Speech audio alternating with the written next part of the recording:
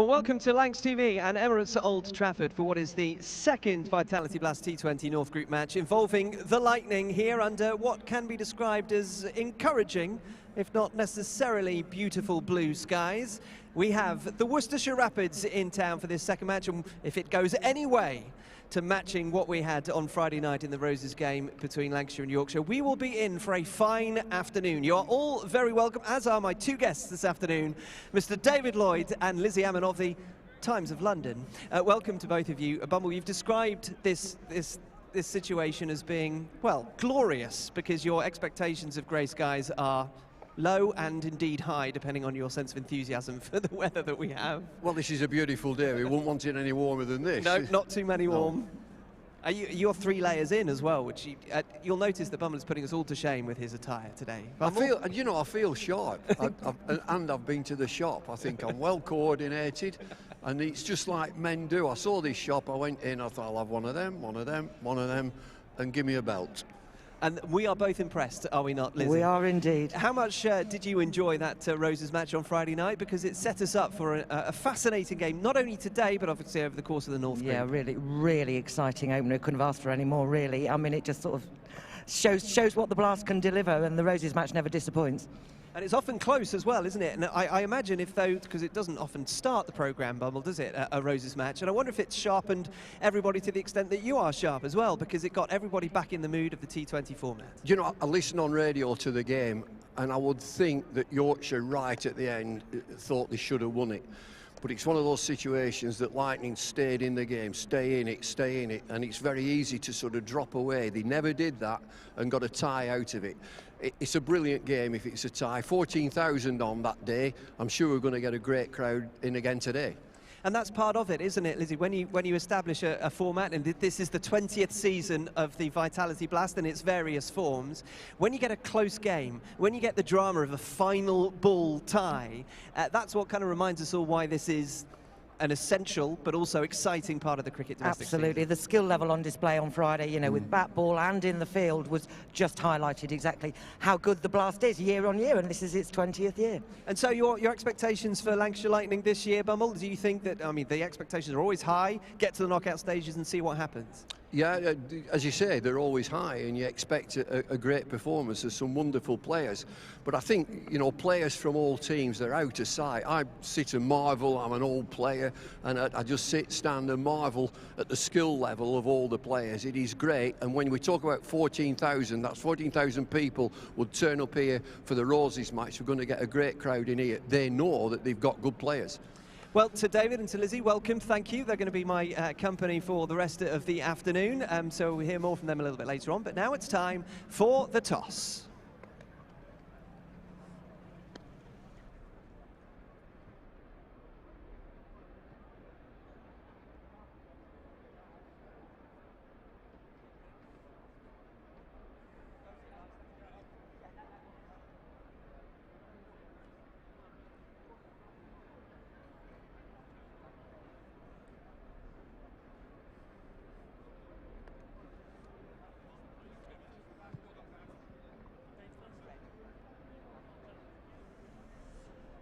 So in comes Dane Villas, who's won the toss for the Lightning, because he is here first. What are you going to do, Dane? We're going to have a bat first. Which is what you did on Friday. It is often the way that you tend to do things here. It's the same pitch, all part of the reasons why? Yeah, I think so. I think obviously we did that on Friday night, did that pretty well. Obviously a fantastic game, so hopefully we can do a little bit more better in the field and with the ball at the back end. But yeah, slightly used pitch, and we're going to bat first. When an extraordinary game like that takes place, do you take the positives out of it? Do you just sit and enjoy the fact that it was an exciting game for everybody? What can you learn amongst all that chaos? Yeah, there's a lot of learnings, but I think you have to look at the way we played, and actually both teams played. It was an unbelievable game for everybody who was here to watch and to be part of, which was fantastic. It always is against them, but saying that, we know we got to play well against Worcestershire tonight as well. They're also a good outfit, and again they've played a few more games than us, so it's just going to be a good one as well. We're still learning and still getting into the comp again, but yeah, hopefully another exciting game. Team news? Same team as the last night. That's easy for us. We'll remember that. Thank you very much indeed. Thank you, That's Dane Villas, and we're going to bring in Ben Cox, who's got a microphone handed to him. Beautifully done. Ben, you're going to be chasing. How do you feel about that? Well, we were firstly going to look to bat as well. It's obviously used Wicket. It's just over to our bowlers now and just restrict as much as we can. And I suppose the 2 games that you've had so far, that's the opposite way round, so we hope for better fortunes. Yeah, of course. I mean, we've lost 2 tosses now, get told what to do. We've just got to ultimately put in a good performance and firstly bowl well tonight and then look to chase down these runs. What have you learned from your 2 games so far at Test match grounds against good teams? What have you learned out of those 2? Well, we're just trying to find our feet, really. We just need to get into this competition. We know it's about momentum. We've got a good opportunity today to turn it around and get a win on the board. Tell us about your team. 1 change, Dylan Pennington comes out and Pat Brown comes in. We wish you well. Thank you very much indeed. Much. That's Ben Cox, the Worcestershire Rapids captain. So Dane Villas and the Lancashire Lightning have won the toss and they will be batting first. It's the way they tend to do things here. 8 unbeaten matches at Emirates Old Trafford in T20 cricket for the Lightning, and that, of course, is a club record. So much more to come here. We'll be speaking to Bumble and Lizzie Hammond again in just a moment or 2. Lancashire have won the toss. Let's check out Carla Threlfall, who's been spending some time in your company. So I am here in the fan zone. The sun is out. We are getting ready for the match. And who have I got here? Charlie Scully. Charlie, and what are you most excited for about today's game? Watching Livingstone bat. Really? Is he your favourite, you'd say? Favourite player? Yeah. Perfect. Do you think Lancashire are going to win? Yeah. Yeah, of course they are. And how many runs, what's he feeling for the game? Any game over 300 runs altogether is a good game. Perfect. Yeah. Exciting. Were you here on Friday night? Yes. Perfect. Big fan then, I like it. Yeah. So, what you're waiting to get your face painted, are you? Yeah. Yeah, what are you going to go for? The Red Rose. Obviously, I don't know why I asked. And have you been on anything else yet? I've had a few goes at those arcade games over. Were you lucky? Yeah. Did you hook a duck? Yeah, I won one on both of them. Oh, perfect. Nice. Yeah. And whereabouts have you come from today? Bolton. Bolton, so quite a trip. Yeah. Impressive. And you with mum over here, is it? Yeah. Gonna pass that over. So what do you love about bringing the kids here to Lancashire? It's such a wonderful family atmosphere. It's always an amazing day out for the children. We all love it. It's not just the kids. Perfect. And are you getting your face painted as well? Might just do. I think you should. So anyway, what about you? What's your favourite player? Is it Liam as well? Yeah, I kind of follow the kids' lead. Yeah, we're die-hard Lancashire fans, nice. So we keep a good follow of all the players. Oh, love that. And are you here with friends? It's like a whole sort of family affair, is it? Yeah, so the 5 of us have come today and we're meeting some friends while we're here as well. So amazing. Nice day out, get some food, get some drinks and hopefully watch a Lancashire win as well. Yeah, hopefully a big Lancashire win. Perfect. Thank you very much. So we've got so much else going on. We've got the fan zone, we've got loads of food and drinks as well. There's always so much to be getting on with, ready for that big game. So I wonder if we can get anyone else. Is anyone else free? No? Oh, wonder. See anyone else? No one at all. Come on, you guys, you will. Go on. Do you want to go? What are you saying? Come on. What are you saying? No? Oh, but you all excited for a Lancashire win? Oh, yeah. Gonna be. That's brilliant. That's what we like to hear. That's it from the fan zone, and it's going to be a Lancashire win, I think. Well, thanks, Carla. Here we are pitch side with a gentleman who I'm sure knows what the time is and what time zone he's currently in, but I wouldn't guarantee it. Liam Livingstone is alongside me. Have you checked your watch recently, Livy? Do you know where you are and what time zone and what team you're playing for? It wasn't the greatest idea flying in the day before the last game, so I guess it's the way of the world these days, is flying in and out of different countries, playing in different tournaments. It's great fun. I wouldn't change it for the world, so no, it's nice to be back home. One of the things that people don't appreciate or can't even imagine, Liam, is the idea of this jet-setting lifestyle that the top T20 players have. So just from a logistical point of view, tell us about the 48 hours that preceded Yorkshire, because, I mean, you have to get the flights right, you have to make sure that you've got your kit. I mean, everything worked okay, I know, but you have to do a lot of organising, don't you? Yeah, and organising isn't my strength either, so thankfully I've got people in place to help me out. So yeah, I basically flew home the day before Yorkshire, landed about 7:30 at night and straight into the game the next day. So thankfully Nunny and everyone had my kit ready here, otherwise that would have been a bit of a nightmare. So no, it's nice to be, like I said, it's nice to be back home. It feels like ages since I was back playing here. So it's been a long winter. It's been good fun, travelling to different countries, playing in different competitions, but nothing quite beats playing at home. Yeah, I bet. And of course, the last year, 18 months, your global reputation, it sounds a bit fancy, but your global reputation has been enhanced by the work that you've done for England, but of course, with your franchises as well. Do you feel like a different man, a different cricketer? Do you feel like almost approaching a veteran with the experience behind you of those 18 months? Don't say that around the lads, no, I said it deliberately, deliberately at the right time. No, my career's changed a lot over the last year, and it's what I've been working towards for the last 4 years. I've been traveling the world at different times, especially during COVID times, doing weeks of quarantine, playing cricket in these bio bubbles for 3 years to make myself a better player, to make myself a better person, to experience different things. And I guess I've done that over the last, it's sort of 12, 18 months. So, look, there's been times where it's been difficult, and there's been times where it's been great fun. And I guess the IPL that I've just played in, we've spent 3 months in a bubble, and the game days were brilliant and the off days were awful. So, like I said, it's so nice to be home. It's nice to see the boys. It's nice to be back in my home environment.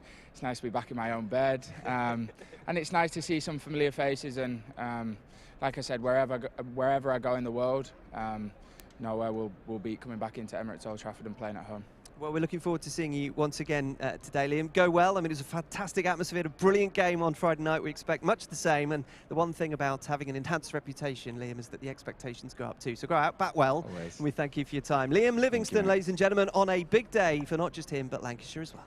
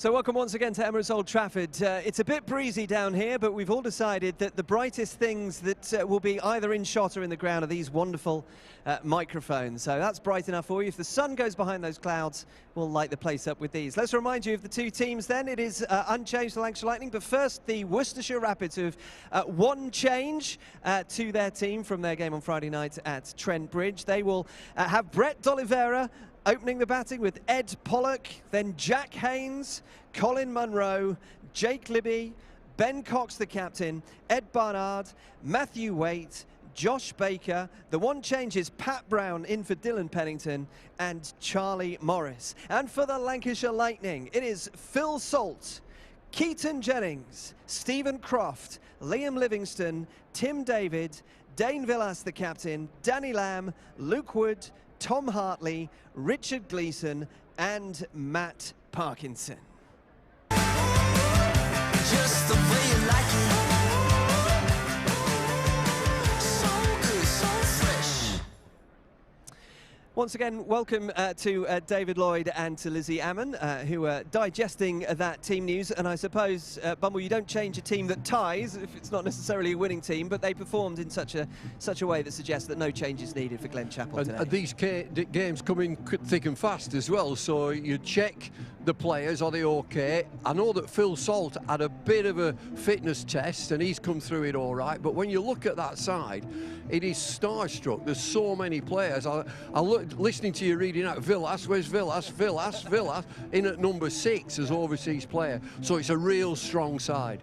And it's one of those teams, I think we spoke to David, didn't we, earlier, Lizzie, about the sense of anticipation, yes, but expectation on Lancashire. When you do look down that 1 to 11 and the way that they tend to use the spinners to squeeze, but have that power at the top and middle order, it is a very well-balanced side and one that, understandably, is expected to do well. Yeah, absolutely. There's some real explosive power at the top, and then a variation of spin and pace with Richard Gleeson. It is a really star-studded lineup, who's a really formidable. But the Rapids as well have a really balanced side. They've got their explosive hitters at the top as well. Yeah. Jack Haynes coming in at 3, who's in a really nice run of form. He's seen it really well. And it's really nice to see Pat Brown back, because he's had some injury problems, but it's great to see him back in the side. Yeah, precocious talent, Pat Brown. And we were talking to Liam Livingstone a moment or two ago, David. And you well know about what he can provide for this team, and I imagine you were delighted that he came into it on Friday night, having spent only, what, less than 24 hours in the country? Well, I mean, it's not that far, is it, India? I mean, he'll have stopped off at Dubai. He wouldn't have been sat at the back of the plane either. He'd have got a drink or two and a prawn sandwich and get his head down a lovely bed. They just relax. So I've heard, somebody's told me, that they just lie flat and they have a snooze. Before he knows it, he's at Manchester Airport. He's not grumbling, is he? I tell you what, you just mentioning prawn sandwiches makes me hungry. Maybe I'm just the right sort for that. Just a word on the sense of what Worcestershire will provide, Lizzie, because they are kind of a feast or famine team, because they won it in 2018, they got to the final in 2019, but the last 2 years they haven't got to the quarter-final, so you're never quite sure what to expect with the Rapids. No, there's a bit of inconsistency with the Rapids, but on their day, they can post a really, really big score and they can chase. They're obviously without Moeen Ali, who's being rested after the IPL, and that's a big loss for them. They obviously have a fairly limited squad in terms of resources. Don't get me going, you're resting him after the IPL. I mean, rested after the IPL. Don't get me going on that. Not that hard work, is it? But maybe he didn't have a flight home in such the way that you've described Liam's. Unreal. Just don't. But they've got some good players. You look at the players. Pat Brown coming back in, you get all sorts, lots of slow deliveries. Ed Barnard is brilliant to watch, wonderful cricketer. Captain Ben Cox is a talent, he's a real talent. Colin Munro. So they ain't no pushovers, and when you say they get to finals, they've won it. They've had 2 sort of years where they haven't really done it, but you don't discount them. They've just lost 2, haven't they? They've been travelling on the road. They've lost to Durham and Yorkshire, so they actually do need a big performance. And, I mean, 183 on Friday night proved to be just about enough for Lancs batting first. Same pitch, you expecting the same sort of target? I think you need more. I think looking at it here, it's a 200 pitch. Big boundary again. You mentioned the spinners. That boundary, Lizzie, over there is 80 yards. The boundary that way is 70 yards. So your nice hit is down the ground, because this boundary's in. It's probably about 60 yards. So your big hit is actually down the ground. And I suppose if you're getting 183, and Dave Villas said at the toss that it was okay and they batted well. It's easier to prevent a team chasing it if you're better in the field, which he admitted they weren't great on Friday night. And in fact, Dane himself had a couple of drop catches. So there is an improvement there to be made, even if it's not setting of the target, it's in the defending of it. Absolutely, and perhaps a bit of rustiness on Friday night. You know, we're just starting the tournament, but they'll have had a bit more time training, and I know that was, you know, one of the weaknesses on Friday night, and perhaps what cost them winning the game. But as Dane said, you know, that's how you defend, and what they'll want to do is put on a 200, as Bumble said. Yeah, it's the fine margins in this brand of cricket. It is the fine margins. Well, from a coach's perspective, you'd expect the batting to take care of itself and the bowlers know what they're doing. The one thing that you hammer home to the players, we will feel better than the opposition. And the other thing, particularly in a T20, you want a moment of magic that turns the game. When things are against you, you want a stunning catch, a wonderful piece of fielding that flips the game on its head. And we've just noticed this morning, they've been working like stink over here on fielding. And the other thing that they've got to do is not fielding like trotting around and pick it up and chuck it in. High level, high intensity, just like a match. Well, thank you to you both. We'll see you again later. To David, to Lizzie, thank you very much indeed. If this is the first time that you're tuning in to experience T20 cricket, here's a little bit more about it. Each match is played by 2 teams of 11 players. Some are batters, some are bowlers, and there's 1 wicket-keeper. Both teams have a chance to bat and bowl. look out for the coin toss. That's how they decide which team bats or bowls first. Each team has 20 overs to score as many runs as possible. The team with the most runs wins the game. 1 over is made up of 6 good deliveries from the bowler. To score runs, batters hit the ball and run between the stumps. If the ball reaches the boundary, it's 4 runs, and if it gets there without bouncing, that's a 6. While the batting team is scoring runs, the bowling team are trying to stop them and get the batters out by taking wickets. A few ways batters can be out are bowled, caught, run out, stumped, and LBW. Watch out for signals from the umpires, 4s, 6s, wickets, and these when a bad delivery has been bowled. Bad deliveries add runs to the batting team's score, and the bowler must bowl an extra ball. If you see the umpire doing this, the next ball is a free hit, and the batter cannot be out, bowled, caught, LBW, or stumped. And those are all the basics you need to know to get behind your team in this year's Vitality Blast competition.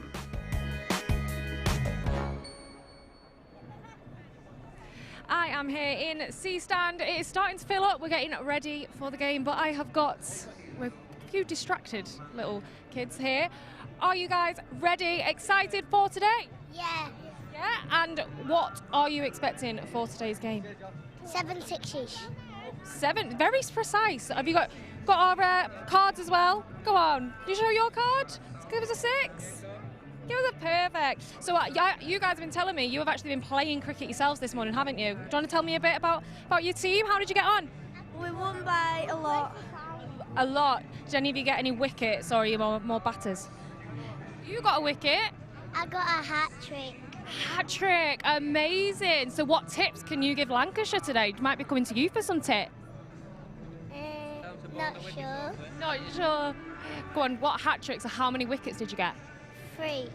3, amazing. So, and how about you? Are you excited for today as well? Yeah. Yeah? Were any of you here on Friday night as well? I don't think so. You don't think so? That's okay. Thank you very much. We're gonna go and head down here, see who else we can find. We've got. How about you? Are you excited? Oh, I'll go here. How about you? Are you excited for today? Should be good. Yeah, should be good. Yeah. Certainly was on Friday, wasn't it? It definitely was on Friday. So where are you guys from? We're from local, Greater Manchester. Oh, not far at all. So we're gonna head on over. You guys here, come on. Whereabouts have you guys come from? North Wales. North Wales. So you've had quite the trip. Fun going back today, round trip. Oh, half an hour. Not too bad. Not too bad at all. So we've got Lanky here as well. Lanky, can you give us a wave? Oh, even better, even better. So we are gonna head on over now, and Scott, back to you. Viewers from Lancashire TV who join us for coverage of this fixture, just discussing the kind of the strengths and where the Blast stands as a competition now. But I think it is right up there with any kind of T20 format in the world. Paul, I guess the challenge it's got is what happens in August when the 100 starts. Yeah, I think the Blast has been a sizable competition. It's certainly changed since its conception. It was more giggles and let other people play in it when it first came out. And it's developed and grown and morphed into a serious competition. I think the IPL obviously leads the way. Yeah, it's the Formula One of T20 cricket around the world, and others have tried to follow. The Big Bash has had a good following, and then obviously the PSL and CPL and the like. So I think the challenge moving forward for the NatWest T20 Blast will be scheduling, is time of the year when it's played, and also can it attract the big names to play in and still have a product that is still desirable for people to watch.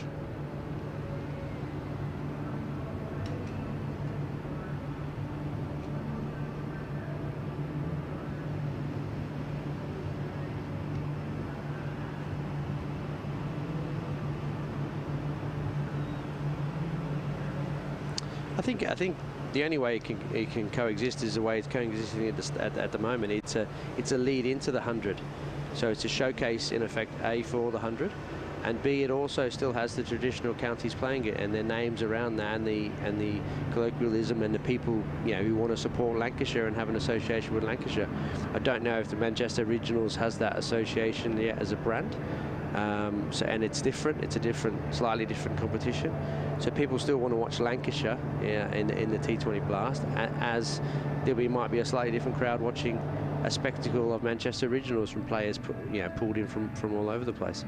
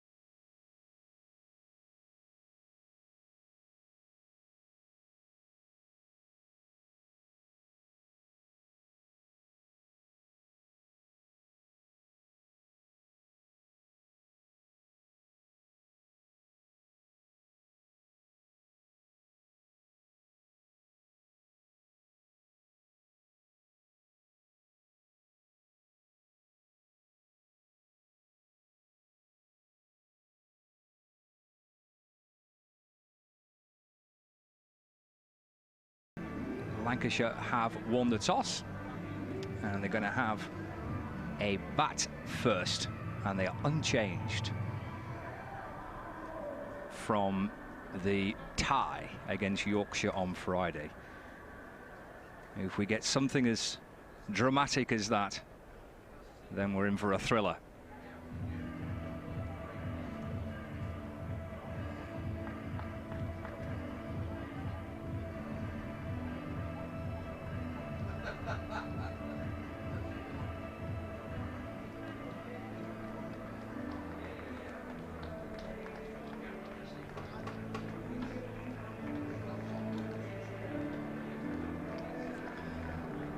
Yes, we're going to see the players arriving shortly. Just a little reminder for you that Lancashire have got Phil Salton, Keaton Jennings, Stephen Croft, Liam Livingstone, Dane Villas, Tim David, Luke Wood, Danny Lamb, Tom Hartley, Richard Gleeson and Matt Parkinson. Crowd is building up quite nicely. Will we have the drama that we had on Friday? We'll be in for a thrilling Sunday if we do. But plenty of kids in as well, which is great to see. We have a little guard of honour, which is going to greet the arrival of the players. Lanky's there as well. The umpires are waiting to walk out to the middle. And they'll be followed by the players of Lancashire and Worcestershire. Steve O'Shaughnessy and Paul Pollard, our umpires today. I don't know what official role Lanky's got in proceedings. We're just keeping the umpires company as they wander out to the middle. So we're just, well, about 4 or 5 minutes away from the start of Lancashire against Worcestershire in the Blast. Welcome to Emirates Old Trafford, the iconic home of Lancashire cricket. We hope you enjoy your visit and today's match. On behalf of Emirates and Lancashire Cricket, we would like to thank you for your support of the Red Rose and wish you all the best across the season. Get ready, as it's now time to announce the teams. So strap yourself in for the ride and enjoy. So, ladies and gentlemen, it is time to tell you the team, the Lancashire Lightning lineup, starting with number 7, Phil Salt. Number 1, Keaton Jennings. Number 15, Stephen Croft. 23, Liam Livingstone. Number 16 is Tim David. The captain, 33, Dane Villas. Number 26 is Danny Lamb. 14, Luke Wood.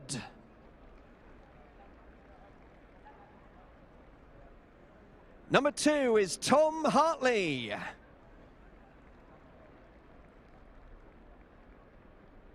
Number 11, Richard Gleeson. And number 28, Matt Parkinson.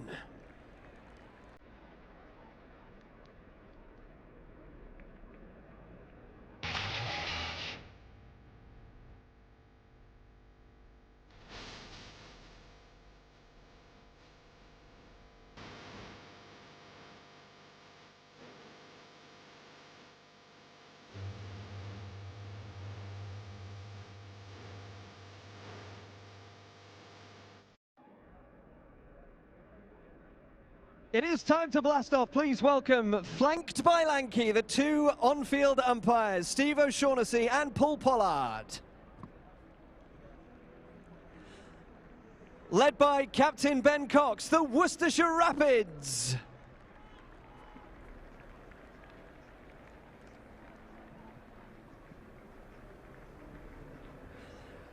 And opening the batting for the Lancashire Lightning, please welcome number 7, Phil Salt. Thanks, and Mike. number 1, Keaton Jennings. Hopefully, we're in for a thriller. Will it match Friday evening? Will it match Lancashire against Yorkshire? Stephen Moore's alongside me. Have you recovered from Friday night, Stephen? Just about. I'm hoping it's not quite as tense as that today and a little bit more of an easy ride, but yeah, fantastic start and really looking forward to today. I kind of left the ground on Friday thinking it felt like a bit of a win for Lancashire, which is a bit of a daft thing to say when it was a tie, but it just felt that way, didn't it? Well, exactly, yeah. You know, the last ball you felt we'd lost it, so to get that result was amazing. I think halfway through that over there, I was thinking we were going to win it, so it just shows the beauty of this game. Anything can happen. Well, Keaton Jennings and Phil Salt are opening the batting here for Lancashire Lightning. The Worcestershire Rapids have lost a couple. They've lost their first 2 games. We're only at the very early stages of the competition, but you don't want to be losing too many on the spin to start it. And your old team, you've got to You've got a foot in both camps. Your old team, the Rapids, played 2, lost 2. It's not kind of ideal, is it really? It's not the way you want to start. I think in all competitions you want to get off to a little bit of a good start, build a bit of a cushion, because you know, at some point with as many games as they play, you might have a bit of a dip, and you don't want to put yourself under pressure to win everything coming into the back end. So we'll still be desperate for a win here. Well, let's see if they can wait another game. Lancashire can try and get there first of the blast. Josh Baker is going to start the first over of the match, and he's got Keaton Jennings on strike, and he bowls to Jennings, and Lancashire Lightning are up and running with their first run, and it'll nudge away through mid-wicket for a single. The forecast is good, which is excellent. It's dry across Manchester, so shouldn't have any interruptions for the weather. I was going to ask you, kind of, Stephen, what you reckon a good score might be. But I thought 180 was enough on Friday. That's true. Yeah. Who knows? I mean, it has been used this wicket. It might turn a bit more today than it did the other night. So maybe not 180, but we'll see. Phil Salt, the new batter, he preparing to face his first delivery. He drives firmly back down the ground, and it's cut off by the fielder coming across from mid-on, and Salt will come back for 2 actually, so he gets his first runs. Lancashire Lightning are 3 without loss, 2 to Salt and 1 to Jennings. So in the power play, so we've got fielding restrictions in place, so the Worcestershire Rapids are allowed 2 fielders outside the 30-metre circle that wraps itself around the playing pitch. As Salt off the back foot cuts beautifully down towards the boundary, 4 runs. First boundary for the Lightning. We move on to 7 without loss. Oh, that wasn't a bad ball. He's cut that from probably about, you know, middle and off stump there. The spinner will be asking himself, what could I do more with that? That was a very brave shot to play first up there. Yeah, that rattled its way to the rope for 4. Baker back into Salt. Work the ball out towards the leg side, just deflects out towards backwards square leg. It's picked up by Pollock, and Salt gets through, moves on to 7, and Lancashire are 8 without loss with 2 balls left of the first over of the match. Batting first, Lancashire Lightning. Don't think that would be a huge surprise, win the toss and bat first on a pitch that's been used before. Jennings gets a single here, just nudged away through the onside. Out towards Libby, who comes up from the square leg boundary. And Jennings moves on to 2, and Lancashire are 9 without loss. That brings Salt back on strike with Lancashire batter on T20 debut on Friday evening. Had a great start, 50 in his first blast match for Lancashire. Drives his next delivery down through that mid-on region and gets through for a single. Pretty solid start, 10 off the first over, Steve. Yeah, nice, simple, 10 runs, but very low risk. Very nicely played, and they'll be happy with that. You got definitely with Phil Salt there coming in off the 50. He'll be feeling confident. He would have had a few nerves jangling on Friday night. He'll be feeling a bit more settled today. And generally speaking, I think Lancashire will look to see if they can just add another 5 or 10% to their performance on Friday night today. Well, if they can, then that might be enough to pick up their first win of the competition. It's a fair slog, is the group stage. You've got quite a lot of 14 group matches to play, so there's a lot of cricket there. There's a lot of cricket there, yeah. Like I say, you're not going to be able to play 14 games at your top. You're going to have a dip, but you want to try and get off to a good start. So Lancashire will be desperate as well to get a nice win today. Top of the tie on Friday night. Charlie Morris will open up from the Jimmy Anderson end. He's got a slip in place. Ed Pollock at first slip. Here comes Morris for the Rapids and bowls, and that's heaved away through the onside for 4 by Salt, just in front of square, out towards the mini party stand. And Lancashire move on to 14 without loss, and that, Stephen, looked a little bit like kind of food and drink for Phil Salt. That wasn't that short. I was trying to bowl into the deck to try and hit it hard, but to Phil Salt, he's played that off the front foot pull shot in front of square. It just looked like it sat up nicely for him. See what Charlie Morris does now. Well, the boundary fielder is on the square leg rope just in front of square, and there's a deep point as well. This is slashed away for 4 down to fine leg. Well, you put your fielder wherever you want, but these batters tend to find a way of breaching a gap. 18 without loss. He tried to overcorrect on his length there. He got his line and his length wrong. A little bit fuller this time, but down the leg side, and it was just a free swing with the square leg going straighter because of the shot before, where he'd pulled him in front of square that time. All he had to do was a little bit of a flick off his legs, and it sailed easily behind square for 4. And more changes to the field. This is what happens. You're setting the field to bad bowling. That wasn't a great ball, that. Salt 16 not out from 6 balls face. It's his 3rd boundary, that. Here's Morris for Worcestershire, in and balls to Salt, who drives up towards mid-off and gets through for a single and moves on to 17, so 19 without loss. We're halfway into the 2nd over of the Blast fixture here, live from Emirates Old Trafford with BBC Radio Manchester, 5 Sports Extra and Lancs TV viewers all together watching Lancashire Lightning against the Worcestershire Rapids. Keaton Jennings and Phil Salt opening the batting for Lancashire, who are unchanged from their tied match on Friday against Yorkshire.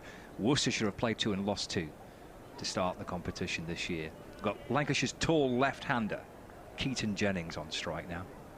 We've got Morris in a little bit of watery sunshine. It's not massively bright at the minute, but there's the odd patch of blue sky above us. And he's in and bowling to Jennings. That's just steered their way down towards short third, where it's picked up by Josh Baker, and they get through for a single. And Jennings moves on to 13. I guess not bad from Jennings, just get Salt on strike. Yeah, absolutely. Full Salt's come out of the blocks firing. Bowlers have struggled to hit their length to him, and so if he's in this mood, keep him going. 17 from 7, Salt.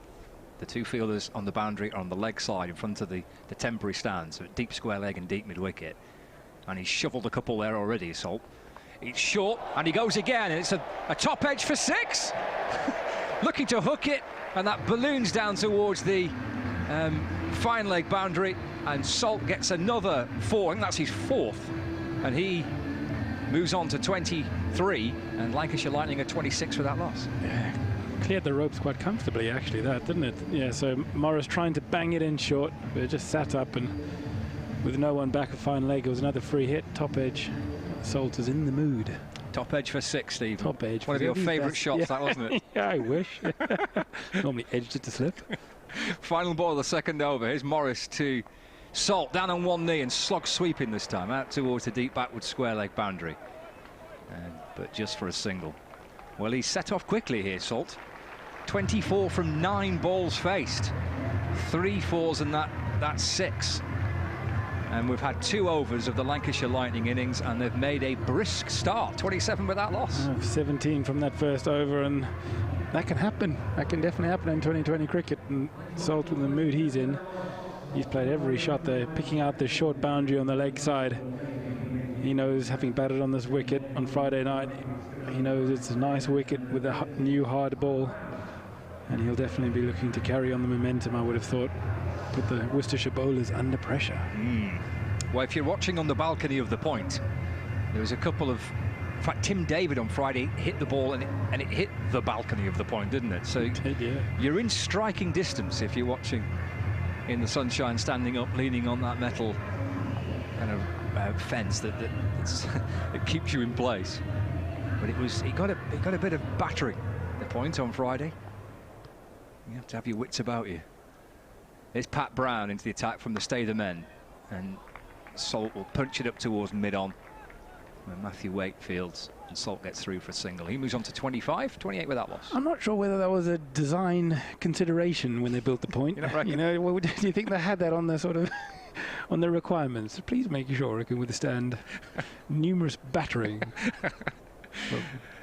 Dukes and Kookaburra cricket balls. It's been hit a few times, hasn't it? Yeah. I must admit, when they built it, I didn't think, no, you're never going to be able to hit that. We tried. The guys do it just for fun now. Well, they do, don't they? Yeah. I mean, that's well within striking distance, that now, isn't it? I mean, that's a little chip, isn't it? For these guys nowadays, yeah. Not when I was playing, that's for sure. I think Aaron Finch might have hit the biggest one. I remember a Roses fixture here a few years ago where Finch absolutely weathered it towards the top of the glass. as Jennings looks to drive away into the offside. It's picked up by Monroe at extra cover, and there's no run. 28 without loss. Must be reinforced glass or a very good insurance policy. Pat Brown bowling for the Rapids. One of the stars of the Blast a few years ago. He had a stellar year, the year that Worcestershire won the competition. He had a great season, and he's striding back in, running away from us in the sunshine, and balls around the wicket and hammered down the ground for 4 by Keaton Jennings. Right in between mid-off and mid-on, straight past the bowler, down towards the boundary below us. He put plenty into that. 32 without loss. Yeah, just got his length wrong again. It was in the slot. Jennings didn't need a second invitation just to clear the front leg and smash it straight down the ground. Yeah, Pat Brown has been brilliant for Worcester. Little subtle changes, variation. He's going to have to be on his money on this wicket today. Jennings waits as Brown balls just back of a length, and that's muscled away through the onside, just behind square leg. And Keaton Jennings moves on to 8, and the score moves on to 33 without loss. We've got 2 balls left of the 3rd over of the match. You can see a good wicket that, you know, banged it in short, and Keaton Jennings has absolutely creamed that, you know, from shoulder height, 1 bounce to square leg. That kind of timing shows that both these batsmen are feeling pretty confident on this wicket today. Salt 25 not out, half century on his debut on Friday evening in the Blast, looking for something similar again. And he wallops it away through mid-wicket this time. It'll be 1 bounce and out towards the boundary rope, and it's 4 more. And the boundaries keep coming for Salt in particular. Lancashire move on to 37 without loss. Just pick your spot there. Pat Brown tried to bowl a little off spinner, you know, rolled his fingers to bowl a slower ball, and Salt, expecting the quicker one, just checked his shot and just said, no problems, I'll just flick that over mid-wicket, a few bounces into the rope. Amazing. 29 from 11 balls faced. Salt. Brown, final ball of his first over. Oh, it's a filthy top edge that disappears down towards short 3rd man. He might go here, he has. Good breakthrough, important one for Worcestershire. Morris with the catch. Salt going for another big hit. And it took a big, thick top edge high down towards that kind of 3rd man boundary region. And Morris with a safe catch. And the last laugh falls to Pat Brown. He gets the wicket of Phil Salt. 3 overs gone, 37 for 1. Yeah, no, that was good bowling. So Pat Brown, having bowled the off-cutter slower ball, the previous ball, and being hit over mid-wicket, that time he rolled his fingers down, bowled a leg cutter, a little bit more pace, and it just caught in the wicket a bit, and Salt trying to hit it over the leg side, got a leading edge, flew high, and that wasn't an easy catch actually. We saw one of those go down on Friday night between 2 fielders for Yorkshire, wasn't it, at the start, where it spiraled out towards the point. This time Morris got in a really good position over his shoulder and took what was a difficult catch quite easily. That's a T20 over in a nutshell, that, isn't it? You get hammered for a couple of boundaries and you come back with a wicket. Well, I mean, that is the beauty of it. You know that every single ball is an event. You know, there's something going to happen. Very seldomly in a T20 game is it just quiet. You know, especially nowadays, you know, the intent that, you know, all sides have really with the bat means that as a fielding unit, you have to be on it. You know, something could happen. And there you go, bit of everything. See Matthew Waite coming into the attack from the Jimmy Anderson end. We've had 1 over of Josh Baker, went for 10. 1 over of Charlie Morris, went for 17. 1 over from Pat Brown, which went for 10 but picked up the wicket of Phil Salt, and that was a big breakthrough that for the Worcestershire Rapids. Salt looked in pretty menacing form. Jennings this time will chip it over mid-wicket out towards the big boundary in front of the hotel. Come back for a second, Jennings. They might even flirt with the idea of 3. They do, actually. Forget flirting with it. It's a casual 3. It's easy run 3 out towards that big boundary. Yeah, I mean, yeah, shows really good running with Dane Villis at the crease with him now. He knows he's got a racehorse at the other end, and yeah, they made that look really, really easy. Big boundary out there, though. A lot of field to cover.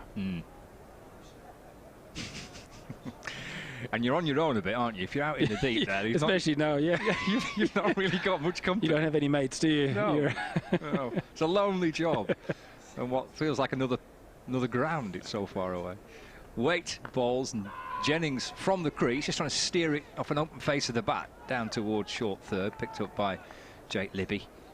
And there's no run. It's the kind of space that if you're playing a 4-day game, there's plenty of fast bowler who could lose 2 or 3 hours of the day just out there. You wouldn't even know they were there. They just disappeared. I forgot you were playing. Yeah. It's huge.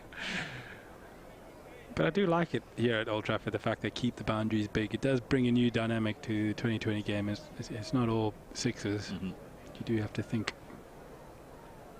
Waite for the Rapids balls.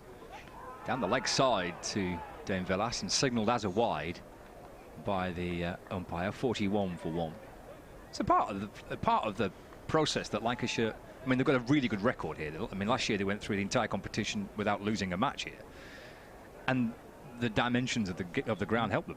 Yeah, exactly. I mean, you have to think differently. And a lot of sides come here, play at Lancashire, and struggle with the dimensions to get the game right. Waite back into Jennings, who rocks onto the back foot, pulls the ball away through mid-wicket. He'll come back for 2. Dane Villas, first runs for him, the Lancashire captain. 43 for 1. We've got 3 balls left of the 4th over of the match. Former Lancashire batter Stephen Moore alongside me today. We've got Bumble as well, and Lizzie Ammon will join us throughout the course of the afternoon as well. So some nice voices, some different voices. I'm not just going to listen to me for 40 overs on this occasion, which will be a huge relief. This is Villas again going back, trying to work the ball away through the onside. And he does get through for a single. It was the bowler who side-footed the ball towards the stumps. But Villas gets 1, moves on to 3, and Lancashire move on to 44 for 1. Not the cleanest strike with his boot. That no, he wouldn't have been too happy at the football warm-up with that strike. No, it's poor. It's a scuffed shot, wasn't it, really? You were watching the Champions League last night, is he? There's 1 or 2 Liverpool fans in the Lancashire dressing room. There are, I know that, yes. Head coach included. Yes. Waite in, balls to Jennings. Oh, he's down on 1 knee and he's ramping the ball for 4. I mean, he doesn't do it with a great deal of elegance, but it was successful. It's not quite Joss Butler-esque, is it? You know, as he sort of face plants and rolls away from the ball, trying not to get hit in the face. But it was very effective, wasn't it? Yes. Yeah. You might need to go and ask Joss for a couple more tips on the balance or the post ramp, the pose. But he got the result he wanted. He did. Well, he's a tall lad, isn't he, Keaton Jennings? It's a long way to get down and try and ramp the ball. Final ball of the 4th over. This is just nudged away through mid-wicket for a single for Keaton Jennings, who moves on to 16 and keeps the strike as well. So 4 overs gone, 49 for 1, Jennings 16, and Dane Villas on 3. Cloudy skies here in Manchester. Just a 1 wicket to fall there. Phil Salt for 29 from 12 balls. Be a relief for the Worcestershire Rapids. Now got Keaton Jennings and Dane Villas batting. Yeah, well, with Pat Brown again, last couple of overs of the power play here. Be interesting to see where the Lancashire think, 60, 70 is a good enough score. I've got a feeling they're going to be going quite hard here, especially Jennings, who's in, knowing that 180 wasn't quite enough on Friday night. And this wicket does look nice. Outfield looks fast again. Plenty of runs there for batters to be had today. Here's Brown around the wicket, balls, and Jennings pulls to backward square leg and has gone. Caught out at the deep, and Jennings stands in disbelief. Jake Libby with the catch. And Lancashire lose their 2nd wicket with the first ball of the 5th over. Oh, he looked, couldn't believe that, could he, Jennings? He sort of sat there, stood in the middle of the wicket and looked out, and he could have hit that anywhere. And he absolutely creamed it like he had done a couple of overs previously. And it is dangerous when you feel this confident on a wicket like this. Both Jennings and Salt have looked brilliant, timed the ball beautifully. As a batsman, sometimes you can almost become too complacent. And he creamed that, went straight to the man out in the boundary. when he probably could have hit it anywhere on the leg side with as much time as he had. So yes, Lancashire need a big score tonight. Pitch looks good, but they still need to keep their wits about them and make sure they play sensible, high percentage cricket at least. Don't want to get out too many reckless shots on the way. Pat Brown 2 for 10. He has been the key man for the Worcestershire Rapids. 2 wickets falling to Brown, so it's going to be Croft on strike, a new batter for Lancashire. And Croft will edge it down to third man for 4, looking to cut the ball, but deflects, I think, off the top of the bat down towards the boundary, and he's up and running with a 4. Yeah, just fractionally too much width, banged it in, and Croft trying to square drive it, but because he had a little bit of width, got a little bit cramped, top edge, and flew. If there'd been a first slip, it would have been chest high to first slip, but as there wasn't, raced away. The Lancashire supporters enjoying the fact they've got 50 on the board now. 53 for 2 with that 4 for Croft. Brown just back of a length to Croft, who's up onto his toes, just drops it away into the onside and takes a single and moves on to 5. 54 for 2, halfway into the 5th over. But you can see what happens today. Yesterday, Lancashire lost a little bit of momentum after the power play, and you know, Crofty comes in. He does like to take his time to get in, so he can use up some balls as he gets in. But we were talking about that transition from the power play going hard into obviously getting Tim David in the back who can hit some boundaries. See if Lancashire can keep the momentum through these middle overs. Brown to Villas, works the ball into the onside. Stopped by D'Oliveira at short mid-wicket, and there's no run. Well, teams just tend to just keep going, don't they? Or at least they try to. That's the way games. We watch the IPL. That's the way the game's played now. These top teams, and Lancashire, don't have an excuse. They've got a really good deep batting lineup, so they should be going hard all the way through. But it is getting that momentum and something that they'll be working on. Thinking of the knockout stages, hopefully. Villas waits for Brown. He's in and bowling, and he's driving up towards mid-on. Bounced at a slightly awkward height, just in front of mid-on. Who stopped it? Matthew Waite, but it bounced slightly awkwardly just in front of him. 54 for 2. Final of the IPL today. Joss Buckley will be in action for the Rajasthan Royals. 3:30 start. Must mention that Thunder losing to the Northern Diamonds in the Charlotte Edwards Cup earlier on today. Is Brown bowls. Villas goes hard and goes high, and he's gone. Caught by Jack Haynes. Lancashire captain departs now. Lancashire have lost 3 wickets in the power play. 54 for 3. Yeah, good intent from Villas, but the execution again, as we were saying, on a good wicket, sometimes you can just be a little bit blasé about the fact that, scoring can be free and easy. And once again, similar to Salt, Pat Brown has rolled his fingers down the side of that little leg cutter. Villas coming down the wicket, looking to hit him back over his head or over long on. Just gets a bit of a thick leading edge. Cloths it, and is a very comfortable catch for mid-off, who is hanging back on the ring. Even on a good batting wicket, you can't be complacent. You've got to make sure you're on the money. 3 wickets in the power play. Liam Livingstone's out nice and early, and he joins Stephen Croft. And Lancashire Lightning in a little bit of bother. Not healthy stats if you're losing 3 or more wickets in a power play for teams trying to win T20 games.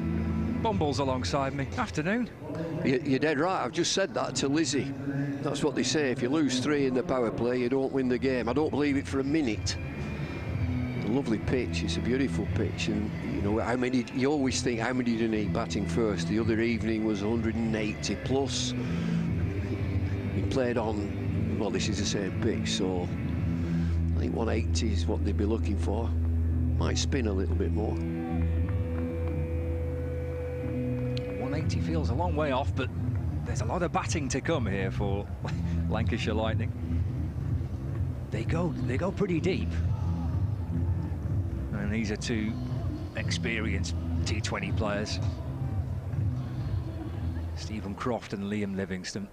Pat Brown, 2 overs, 3 for 15 in the power play. Brilliant work from Brown. Here's Morris to Croft. Gets a single here, just nudged away to square leg. 55 for 3. You can know what Lancashire have said in the changing rooms. We go hard, we've got a big lineup, we're going to need plenty. Just keep going. A star-studded lineup. I just wonder whether it'll spin a bit more. It usually spins here at Old Trafford. You know, you look at 4-day matches, 5-day matches, but this is a pitch that's been played on. Livingstone faces for the first time, and Morris is in and bowling. It's flashed away behind square leg for 1 run. First for Liam Livingstone of the afternoon.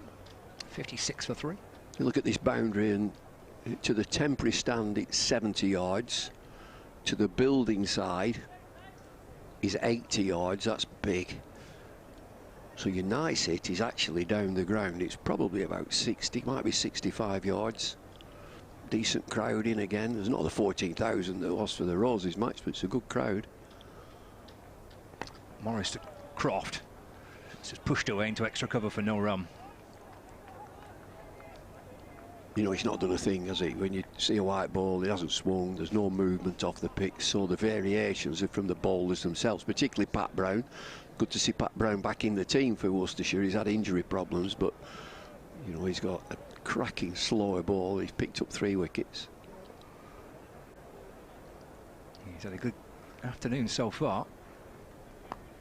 Croft gets a single here. And just nudged away off the hip. Away to Munro at mid-wicket. Croft moves on to 7.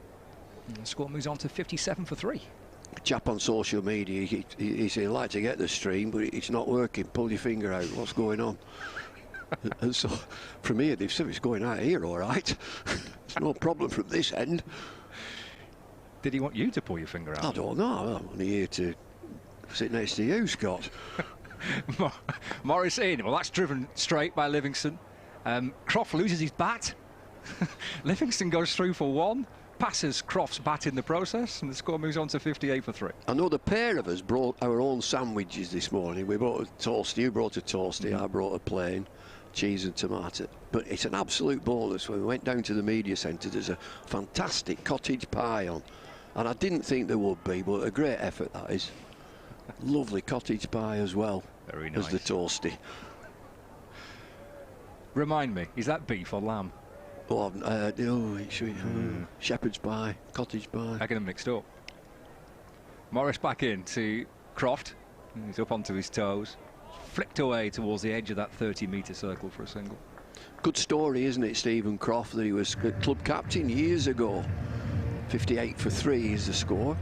And, you know, he's survived. He's one of the more veteran players. He's supremely fit. He's Blackpool lad. Must be that sea air across at Blackpool. I come from Accrington, and you know, back in the day, you'd see the weddings in the local paper, the Accrington Observer. It'd be all the weddings, and he'd say he's married her and she's married him, and then it'd tell you where they honeymooned, and the couple honeymooned on the west coast. They've got the Blackpool.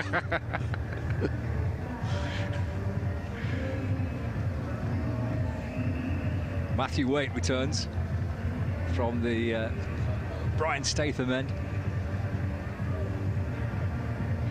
with Stephen Croft on strikes. We're through the power play, 59 for 3. Worcestershire have pulled it right back in this power play after a bright start by Lancashire. This next delivery onto the pads of Croft.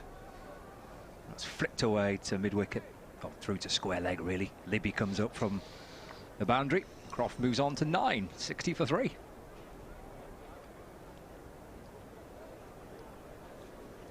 No building today. There's a couple of security guys in there, lots of tractors and diggers. So the foundations look as if they've been put in. I remember last time we were here, Scott, there was a fella practicing cricket with his shovel. practicing shots, watching the game. It was terrific, that, wasn't it? Yeah. Wait to Livingstone. He's playing off the back foot, playing nicely away through point for a single. He moves on to 3, and the score moves on to 61 for 3. So Livingstone back into the Lancashire team from the IPL. His team would have been knocked out with a grand final. I think it's today.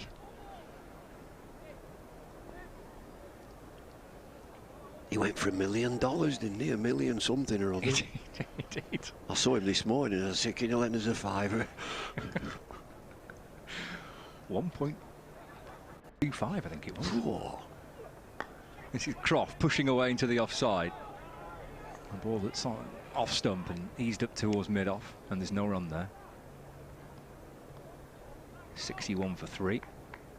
Only just recently back in the country, Livingstone. I think he only got back into the country on Thursday and then played on Friday in the Roses match. Well, I had a chat with Hugh Ferris about it before. I mean, he'd have had a good seat on that aeroplane. Well, that's a fair And point. he'd stop off at Dubai, which is not shabby. Yes, he's probably on the upper deck of that plane, isn't he? I think. Yeah, I bet back in the day, I mean, we'd have had to walk it back. Nice aeroplane, nice seat. He wouldn't have been at the back of the plane either. No, no. Wait to Croft. It's a straight ball that Croft can only defend back down the pitch, and there's no run. Slow delivery, I think, and that's what they'll have to do, these bowlers. Mix up the pace, because he's not going to move off the pitch. There's no movement with the white balls through the air, so you've got to be clever with your pace. Good start to the 7th over this. 2 runs off the first 4 deliveries. Make that 3 runs now, because Croft has pushed it up towards mid-on and jogs through for a single. So he's on to 10. And Lancashire now 62 for 3. Looks a super pitch for batting. We talked about might spin, potential, Parkinson. They need runs on the board. They will have said, look, 180. Let's get there. Anything above that would be a bonus. Watch the wickets. Wait, balls, and Livingstone just steers it down towards short third man, where Morris fields, and there's no run, and that is the end of the over. We've had 7, 62 for 3. Croft 10, Livingstone on 3. We've got Steve O'Shaughnessy as one of the umpires today. Played for both teams, played for Lancashire, and then had a good career down at Worcestershire. A wonderful character. And then there's Stephen Moore, who's with us. He played for everybody. He played for Worcester. He had a do up here at Lancs. He did. Derby. Aye. Who else did he play for? Just the 3. Just the 3, he says. He just played for the 3. Which player has played for most counties? I reckon that former chief executive here at Lancashire, Jim Coombs, played for 4.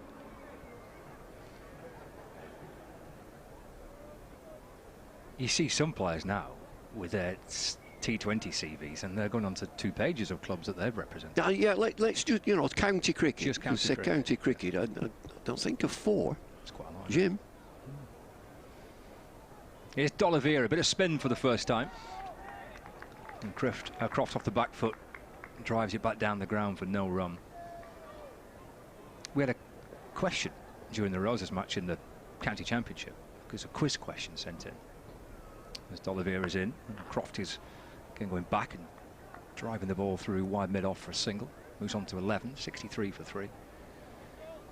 And it was a question, can you name 3... sorry, it was a Lancashire player and a Yorkshire player who had played for 3 counties in the same season. D'Oliveira to Livingstone, and that's driven beyond the reach of D'Oliveira. Livingstone moves to 4. In what cricket? In county cricket, County of course. cricket, yeah. Ajmal Shahzad. That's not a bad shout. I'll have to find the answer. It's on the WhatsApp somewhere. The Lancashire one. I thought it was quite a curveball. The Lancashire player. Right. Shahzad played for both Lancashire and Yorkshire. Yeah, he did. but it was 3 counties in the same season. This is Croft driving. And D'Oliveira with a spectacular effort to try and cut the ball off his own bowling, but Croft gets a single. He moves to 12, 65 for 3. So you're looking at a player who went out on loan a couple of times. Plenty of bottom hand on this from Livingstone, and driven through mid-off for 1 run. He moves on to 5. Score moves on to 66 for 3. You're happy with ones. Be quite happy just to come on Brett D'Oliveira and just go for singles. Always important to just keep checking the boundary count. What's the boundary count? D'Oliveira to Croft, and just shuffles back and takes the single up to mid-on. And he moves on to 13, and he keeps the strike. It's the end of the 8th over. Good period this for the Rapids. 67 for 3 after a blistering start for Lancashire Lightning. Pat Brown helping to pull it all the way back for Worcestershire. The 3 wickets there of Jennings for 16, Salt for 29, Villas for 3, all of them off the bowling of Pat Brown. That was a good over from D'Oliveira, just 5 singles from it. He looks to get through each delivery very quickly, no nonsense, and just to come out of the over with 5 singles, that's a good effort from him. These two just going about a runner ball, Croft and Livingstone. So there's more to come from the pair of them. Ed Barnard from the Statham end in for the first time. Croft off the back foot will drill it through extra cover. Get a couple for it. Picked up well in the deep. Quite a lot of ground to work and to cover across there. Pat Brown. Croft has come back for 2. I just looked at that long side where the building works, and the 2 fielders who go out to patrol that side are well in from the boundary. They must be a good 15-20 metres in from the boundary. Barnard to Croft. Oh, just dropped that into the offside where Munro feels at extra cover. There's no run. Noticed Ed Barnard also. He's got lots of deliveries, slow deliveries. In fact, the keeper is now coming up to the stumps. As soon as he delivers, he turns and skips back to his mark. Don't let the batsman settle. Get in quickly.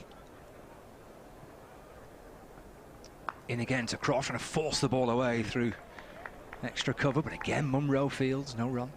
And again Barnard just jogs back to his bowling mark.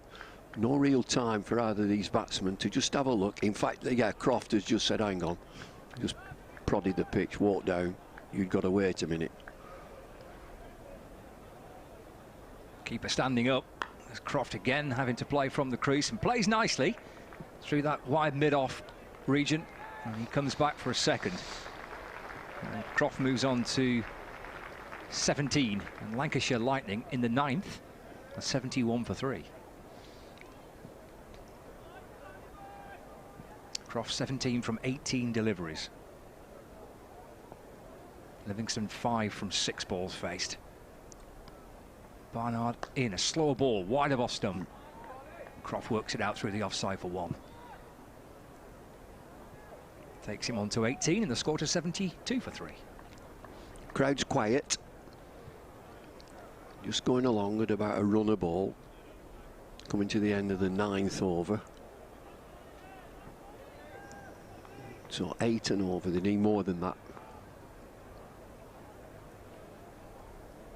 Well, this man will fancy it. Liam Livingstone on strike now. Barnard, final ball of his first over. Livingstone off the back foot. Punches through mid-on for a single. And Ed Barnard goes for just 6 off his first over. Brett D'Oliveira went for 5 off his first over. At the minute, Lancashire are ticking along in 1s and 2s. 73 for 3 after 9.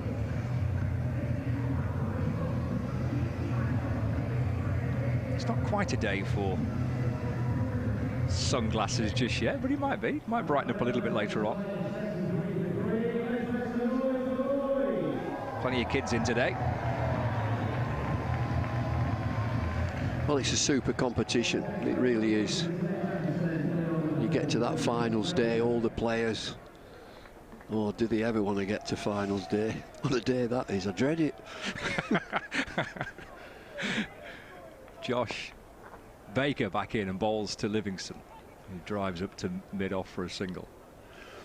I was out there in the middle watching practice, and I mentioned to Lizzie that the spin bowlers, how quick they bowl it. There's no question of a bit of flight, get it above the batsman's eye line, get it down there as quick as you can. Baker to Croft, and that's driven to mid-off. You know, if you get a tall spin bowler, and there are some, I mean, Tom Hartley's is quite a tall guy, so that's going to be difficult to get flight. They're going to drill a ball into the pitch. I think that's the way they do it in one-day cricket, whereas Matt Parkinson, the little guy, will get it above the eye line. We're in the 10th over, 75 for 3. Livingstone again content just to take the single. Flicked away through mid-wicket. I remember a wonderful bowler for Sri Lanka, Herath. He was a little chap. He just used to get it above the eye line and little changes of pace. But your tall guys tend to drill it into the pitch. Forward goes Croft this time and pushes out into extra cover. And there's no run. Remains on 19, 76 for 3.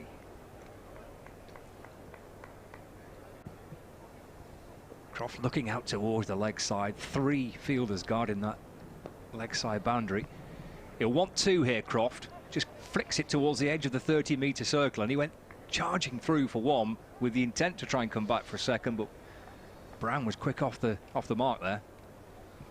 Coming up from square leg. You know, I thought he was called Tom Baker. That was Doctor Who, wasn't he? He's called Josh. Final ball of the 10th. He's asking, this is an LBW as Livingstone tries to whip it away through the onside, but just deflects off the out into the offside, and there's no run. So the halfway stage of the Lancashire Lightning innings, 77 for 3, Croft 20, Livingstone on 8.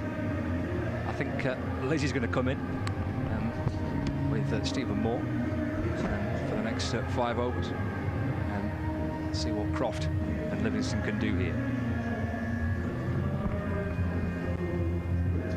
See D'Oliveira coming back in from the Brian Statham end after an impressive first over. Plenty of smiles in the crowd, enjoying their Sunday afternoon watching a bit of T20 cricket. And here's Liam. Good afternoon, as this ball is just nudged out into the leg side for a very gentle single. It's fielded by the keeper, Ben Cox. Just 1 more added to Lancashire's total. 78 for 3. They're not motoring along as we welcome Stephen back. It definitely hit the pause button on the intensity from the Lancashire batsman. It's D'Oliveira again to Livingstone, and this time he advances down the track. It's a massive, massive, massive hit that's come clattering into the media centre window. He was going for us this time. In fact, I think he was going for our colleagues in the Worcestershire commentary box next door, and that has motored things along a bit. Livingstone goes to 16 with a huge hit down the ground, and that's really where you want to be targeting, because it's quite wide square of the wicket, isn't it, really, and this is the big hit down the ground. As this one off the back foot, just cut away towards point, and they don't get a run for it. 85 for 3. Yeah, that's over long on is definitely a strength of Liam Livingstone. Doesn't matter what ground you're at, he'll clear the boundary if he gets it. As this time he does have a little advance down the track, but just checks himself a bit and just steers it through mid-wicket, and they'll walk through, literally walk through for a single. Plenty of opportunity out there for a single. In fact, they often get 2, but the Worcestershire fielder a good 15-20 yards in from the boundary on the deep. Stephen Croft's the man on strike then, and he has again had a little dance down the track, but just steers it out into the offside, and there's no run. So before the game started, Bumble and I were talking about they'd be wanting to advance on where they were on Friday night, as this one steered away again through the leg side down to long on. Just another comfortable single, because they didn't quite have enough on Friday night, did they? And so they're perhaps looking for 200. That's the end of the over. It's the end of the 11th. 87 for 3 the score, but 200 looks a long way off now. Well, yeah, with Livingstone there, you never know what you could get, but yeah, they've definitely had a bit of a check after those 3 wickets in the power play. They've struggled to get the momentum going, and as we were saying from the other night, they started well and then struggled to keep that, and that's happened again this evening. So and again, pace off. We've got pace off at both ends here. That one's launched over deep mid-wicket, but it's right in the air and caught in front of the boundary. And that is the end of Stephen Croft. He was doing the right thing. It was the right ball there, wasn't it? But he just didn't get hold of it. Yeah, I mean, it's the right area of the ground to go for. You know, we are over towards the point end, so that is a smaller boundary. Still a decent hit always at Old Trafford. And just looking like they're struggling with timing. It's one of the dangers, you know, Croft does tend to soak up quite a few balls when he gets himself into an innings, and then he can really accelerate. But it does, like today, you know, it can happen where you then struggle for momentum and you almost force the shot, and he hasn't got all of that and been caught comfortably on the long on boundary. He needed to up the ante, but just wasn't able to do it today.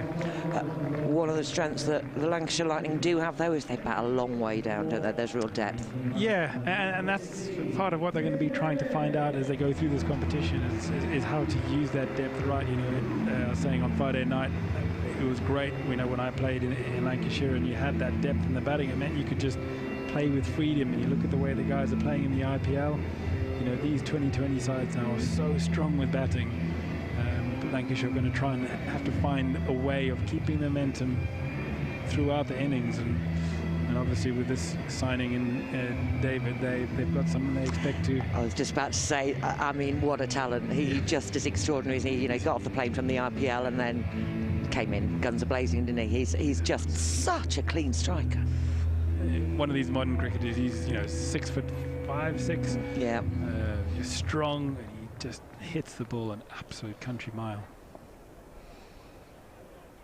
So from the Jimmy Anderson end, there's just a single driven down towards mid-off, sorry, and that takes one more to the score. David off the mark, 87 for 4. We're in the 12th over. Really pegged them back, those 3 wickets in the power play, didn't it? Yeah, really knocked them back. The question is, can they accelerate again? It's Livingstone on strike. He's the man to do it. Just defends that one, though, and there's no run. Looks a bit frustrated with himself. Yeah, with 15 or 14, only one boundary, which was a 6 into the media centre. He hasn't quite got himself going, Livingstone, and he'll be scratchy at the moment. This time, again, just blocks it out, but it's well fielded. Out to extra cover. Still 87 for 4. 2 more balls to come in this Josh Baker over. And that was driven straight back to him. This is a good over by Josh Baker, isn't it? Great over. 2.5 overs, 1 for 15. If he can get out of this over without a boundary, he'll be very consistency happy. Here from Baker, isn't there? In and bowls. This time it's driven for a single, though, on the onside. And Livingstone steals the strike. That's the end of the 12th, then. 88 for 4. And they are going to have to go some in these last 8 overs, aren't they? They are. They'll be looking for, you know, somewhere in the region of 100 runs off 8 overs, yeah, knowing what a score was on Friday night. So, yeah, they'll be having a good, both David and Livingstone are having a good chat in the middle there, and they will be talking about what they think they need to get to set up a game, and then equally what they think they can get to if they really hit their straps. But, it's one of the skills, isn't it, of T20, knowing when to press the... when you've got to rebuild after some early wickets and then press the go button again. Yep. From the Brian Statham end, this one's chopped down towards short final leg, and there's no run. I think Worcestershire can be really pleased with the way they've bowled. Actually, they've been really tight, haven't they? Brilliant, yeah. Since you know, over 5, they've just literally pegged Lancashire back. It's been all Worcestershire. It's young Ed Barnard, 0 for 6. His figures, but that one has gone. That one's gone all the way over deep mid-wicket, and that was right in Livingstone's slot.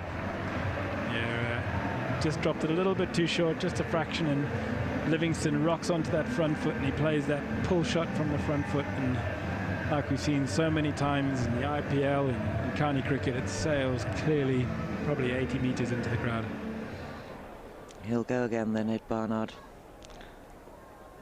Oh, and tried again this time, Livingstone, but he's just got a bottom edge. It might race all the way to the boundary. He has got a 4, but it was off the bottom edge. It wasn't particularly pretty, but it does add 4 runs to the total. Not the most elegant shot there, no. Slightly fuller than the previous one, but he still tried to hit it to the same area. He had the ball before for 6, and this time just chopped it past the leg stump. But 10 from the over. It is, yeah. Much needed momentum. Ruined Barnard's figures. He steams in again from the Brown Statham end.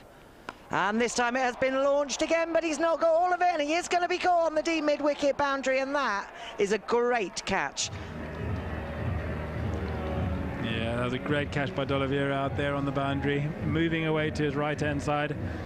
He had to judge both the distance and the angle. He had a lot of ground to cover, but Livingstone, the previous one, cleared the boundary easily. Exactly the same shot this time, just didn't get hold of it. No. So he goes for 26. And the score then, 98 for 5. We're in the 13th over. That was a really good catch by D'Oliveira, because he had to watch it all the way while moving and then take it a bit on the dive, really. And sometimes when you land with those ones, they can pop out. Yeah, well, you know, you're such a long way out there. It's a very big boundary. I reckon it's 80 metres out there, maybe? Yeah, probably. Yeah, it's a very big boundary. So it's not often you play on grounds in the county cricket where you're that far from the bat. So to get the judgment right, you know, he watched it. He's got a good pair of hands, D'Oliveira. And the Rapids here picking up wickets regularly, keeping a peg on it. Yep. No better way to check the run rate than take some wickets. It's Danny Lamb then, the new batsman. Oh, and there's a big shout for LBWs. That one's come flying off the pads, and he's out. Yep. Given looked plumb. We are quite behind the bowler's arm, and it looked pretty straight. Looked pretty straight. He went for a big drive down the ground. Big shout, but very loud appeal from Ben Cox behind the stumps, and the finger goes up, and there's another one gone. 98 for 6. Barnard now has 2 for 16. Yeah, just what you want to do as a bowler, you know, wicket to wicket as he came in, just drifted in. Lamb didn't play a bad shot, tried to play a straight drive, but it just tailed in and hit him on the front pad, probably just in front of off stump, going on to hit middle and off. And, so Danny Lamb's stay at the crease was not a long one. He goes without scoring. Livingstone's still there, though. He's on 26, and he is the man who Lancashire... I think that's wrong, David. Oh, David. Sorry, Tim David, I mean. Tim David is the man who's going to be who they rely on. They're going to rely on. They're absolutely going to rely on him. Pressure's on him now, yeah. Yeah, and there's a lot of Tim David, isn't there? He's a big lad with long levers. He does, yeah. He's a very big guy. Fleetwood coming to the crease to join Tim David. Lancashire are going to use every inch of that batting lineup today to get these runs. They're going to have to recheck their ambition here and make sure they don't get bowled out for 120, 130 and at least get a 150 or a 160 on the board. Yeah, something that they can defend. We're in the last ball of the 13th over. Ed Barnard, figures of 2 for 16. He's in and bowls, and that one's clipped away nicely off the pads. And they will scramble too for it. It's a good bit of running. You have to be quick in this format, don't you, between the sticks? You've got to be really good at communicating. Absolutely, always, and it is a feature of playing at Old Trafford because of the size of the ground. There are pockets where you can get 2s and 3s, and that's not something you usually see in 2020 cricket, but it is a differentiator here. 100 up then at the end of the 13th over. And are we changing the bowling from the Jimmy Anderson end? It looks like D'Oliveira is going to come on from the other end. He's switching ends again. Bowling to the immensely tall Tim David. Just looking compared to Ben Cox. Even like D'Oliveira to David, it's like David and Goliath, really. Here he is then with his spin from the Jimmy Anderson end, and that one is launched down the ground. That's going to go all the way for 6 into the advertising hoardings, and that was really cleanly struck. Just hit from the crease. That just shows the strength of David. It's just a little bit too full from D'Oliveira, but he just leant on it, sailed easily. Yeah, it's not a massive backlift or anything, is it? It's just the timing and the power. And this time just nudges away through what's a decent gap on the onside, and it means they can scramble too. It's what you were saying there about the pockets, wasn't it? That was just a little nudge into the onside, but you can, if you're quick and good calling, can pick up a couple, and that's going to be really important here as they're trying to look for 150. We're in the 14th over, and it will be D'Oliveira again to David. Watches, drives, but no run this time. Straight to the fielder at cover.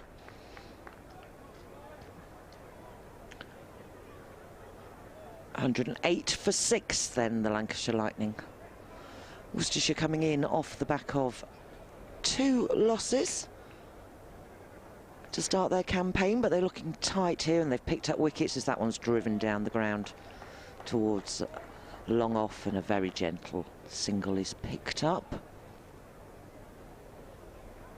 They look a well-organised unit, though, the Rapids, don't they? In the field, they've been on it today, that's for sure. Yeah, absolutely. And you know, like you said, they've got a few games under the belt. Not the results they wanted, but you know, they should be well oiled now into the game of 2020. Whereas Lancashire are still trying to find their feet. This being their second game. It's the left-handed Wood. There's D'Oliveira bowls and clipped again through the leg side. Another comfortable single down to mid-wicket. 109 then for 6. In the 14th over. 110, sorry, for 6. Last ball of the 14th over, and that one's launched. Launched for 6. Absolutely lovely noise off the bat. Tim David.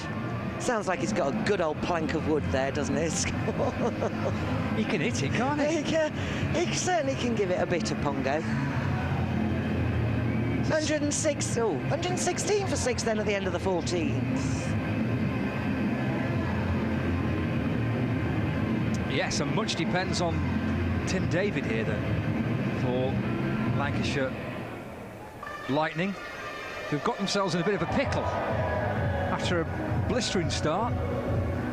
Worcestershire Rapids enjoyed a decent day so far, but there's still a bit of power to come, and there's plenty of time left. 6 overs left. There's Barnard in and bowling to Wood, which is punched up towards mid-off for a single, and he moves on to 4. Score moves on to 117 for 6. What do you reckon, Stephen? Well, I mean, it's just brilliant to see David, you know, come in and play with that kind of intensity after, you know, Lancashire losing 6 wickets. Sometimes, as a player, you can feel a little bit under pressure, but he's just, as a Worcester will be feeling now, going, hang on, mate, come on. Barnard to David. Drills it down the ground. I mean, it's just a single, but the sound off the bat, I mean, it's like a gunshot. But it makes such a difference, because as a fielding side, then you don't feel like you can put the pressure on when someone's hitting it that hard with that much intensity. Yeah, it's brilliant to watch. Well, he's 17 from 7. Tim David at the non-strikers end. Wood's on strike.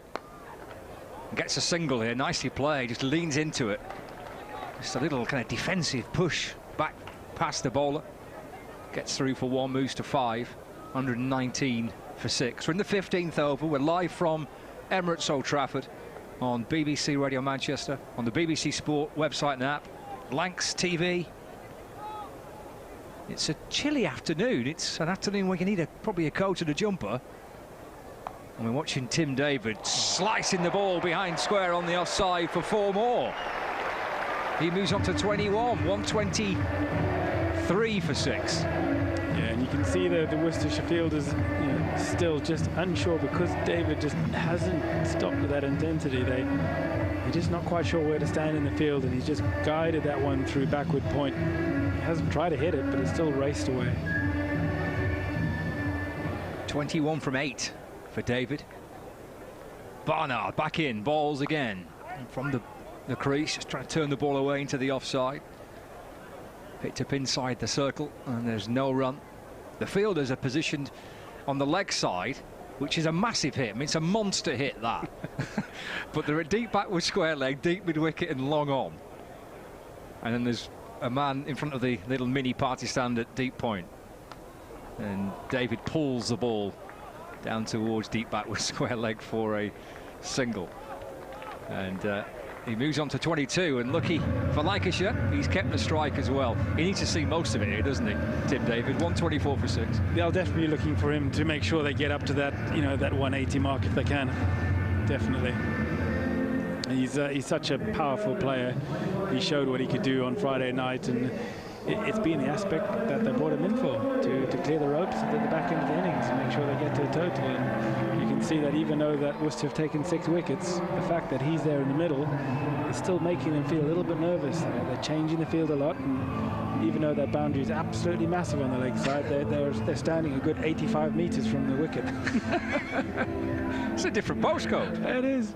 You need your binoculars to see what's going on out there. Right, 5 overs left. This could be a few fireworks here with Tim David. At least Lancashire are hoping for. That's driven beautifully through extra cover.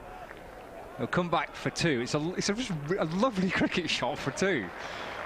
It takes him on to 24, not out. 126 for 6. It's 6'6". He sort of plants that front foot, and he's already halfway down the wicket when he hits it. he's back like a door, isn't he? He's massive. Again, that's hammered right past the bowler, up towards the boundary for 4. Don't try and stop that with your foot. I was about to say, if that actually hit his foot, because the bowler tried to stop it with his foot, I don't think he would have had a foot left. In came the dive. It looked like he actually made the right decision and pulled his foot out of the way of the ball at the last second. Don't think he wanted to stop that. No, sensible decision. 130 for 6. Oh, he goes back over the bowler's head. 1 bounce and 4. And Tim David looks like he's in the mood today. 134 for 6 now. He moves on to 32 not out. Once again, just hitting from the crease, getting underneath it, dead straight as an arrow, over the umpire's head. And Cox is having a bit of a trot over to the spinner, just to have a bit of a chat. He recognises that the bowler's feeling under pressure here. The fielders aren't quite sure where they need to be. David's hitting it so cleanly. Well, this is the lad that got smacked by Ben Stokes in that championship game, so he's had a little bit of treatment so far this season. He'd be getting flashbacks. 2, 4 and 4 so far from the over, so it's been a belting one for Lancashire Lightning. We're halfway into the 16th. Tim David, he's 32 not out. What next for Don't often see this field. Looks like they're going for 3 men straight, so they've got a long on, a long off, and they're going to have someone pretty much standing directly behind the umpire on the boundary. What do we call that position? I don't know. I don't know. I'm not sure. He's moved now just towards a very, very, very straight long on. Oh, that's better. I can relax now. Yeah, we know the fielding position. It's Tim David driving up towards long off for a single. He moves on to 33. 135 for 6. Well, these people buzzing all over the place here, aren't they? These people, fielders being relocated. So we've now got a long on and a long off. There's a deep mid-wicket, a deep backward square leg, deep extra cover. Wood takes at least 1 through mid-wicket. He'll come back and add 2 to his total. Crowd like a good run too, don't they? They do, yeah. Clever cricket, that. It's not just about smashing 4s and 6s, is it? A little bit of intelligent cricket. 7 from 5 for Luke Wood.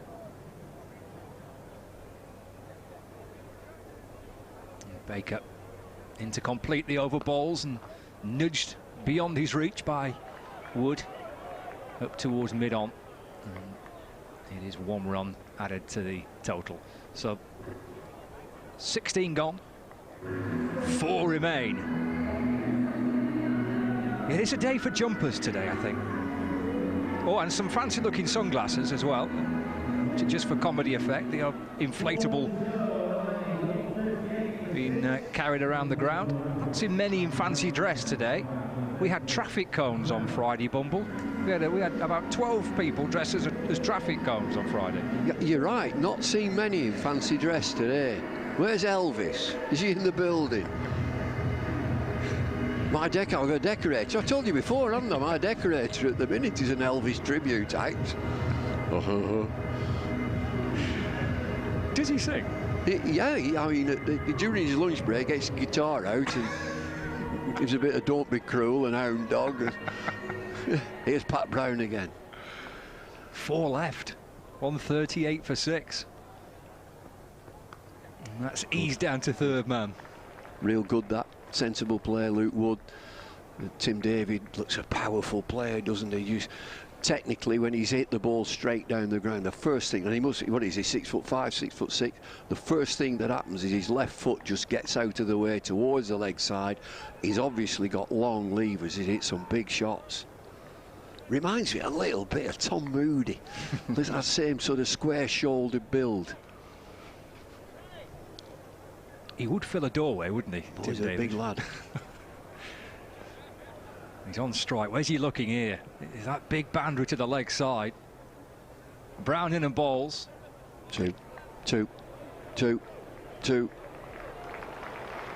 And they do come back for 2. Little flick out to mid-wicket.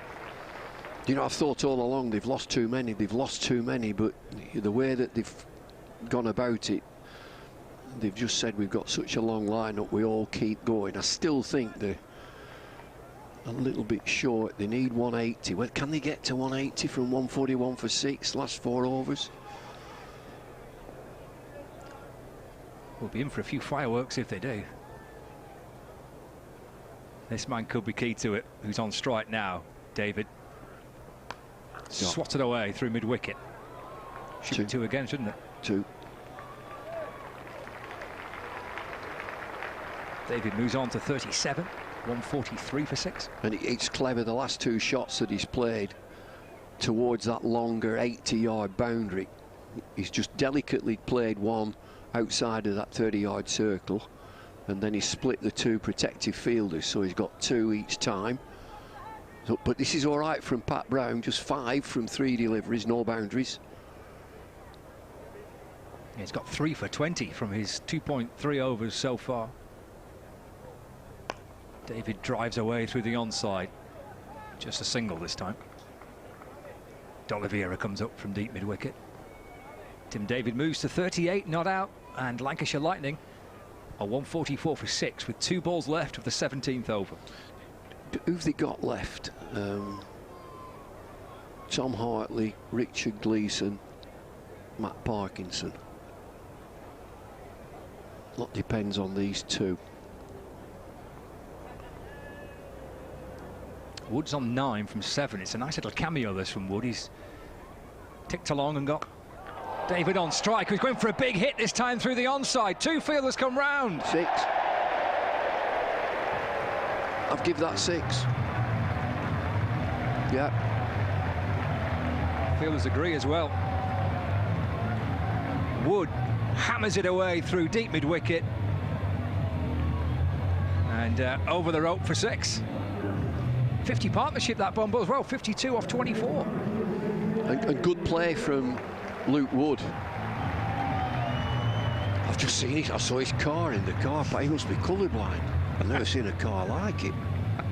Not bothered about the car, it's a nice looking car. The colour of it. Is that it there? That's it. Oh my word. Oh, you can't miss that one, can you? Here's Brown in. Oh, that's a wide. Oh, that's a bit of a shocker from Brown. The keeper spills it. And they get through for an additional run as well as the wide. They were practicing this morning. I walked past them. I said, whose is that? Whose is that in the car? Whose is it in the car park? It's mine. I said, it's offensive for a start. Like somebody's thrown up over it. Does it come in any other colours? No, I'll have that one. No, that's exactly what I'm looking for. Yeah. 152 for 6. 1 ball left of the over and then 3 left. David's on strike. Here's Brown to David. Handsome looking shot. Punch through the offside. And come back for a second. Ed Barnard takes a bit of grass with him as he feels that. End of the over then, 3 left, 154 for 6. Well, they're going okay now. That 50 partnership has extended. 154 for 6, 3 overs to go, 18 deliveries. We've just seen a wide there, so a team coming under pressure, bowling the odd wide. Yeah, they're on. I still think they're on for 180, and the way that they've pushed on, losing the wickets, 3 in the first 6 overs. It's a good pick, isn't it, Tim David, when you look at it? They've looked around, Glenn Chappell, Mark Chilton. He's the man. We'll go for him. It's a good player.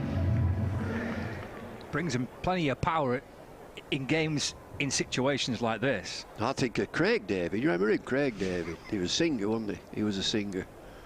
He had a big 7 Days was his album. From Southampton he was, by the way. Waite in and balls to Wood. And that's punched to mid-on for a single. Wood moves to 16, 155 for 6. A great play from Wood. It's just a single, but it's given the strike back to David. It's confusing having a surname as a first name. It is, isn't it? Yeah. Yeah. I feel it would have been far too informal by just saying David. Well, I mean, it confused Ted Dexter when he was in England, didn't it, with Devon Malcolm? That man, Malcolm, Devon. Tim David's on 40 from just 18. Hammers it away through the offside, but just for 1. Tim David, Christopher Timothy, the actor. It's not right, that, is it? No. Can't have a surname that's a first name. It's confusing. Can they get 180? I think they can. What do we think, team? I'm looking to Lizzie and I'm looking to Stephen. Are they going to get 180? I've got a nod of approval from Lizzie. Stephen, no, he's not. No. Little step to the leg side from Luke Wood.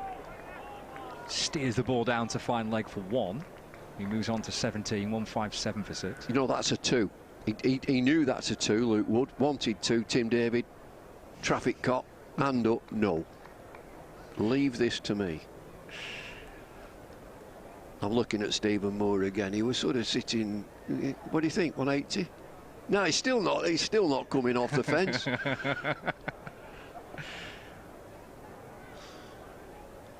Here's Waite. Oh, that's a big hit. That's 6. That's smacked up towards the pavilion. Get out the way. Dodge for cover.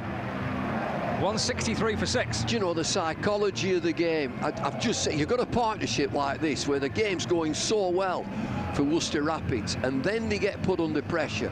Previous over, there's a wide from nowhere. That's a beautiful low full toss, a little bit wide. Help yourself. They're just under pressure.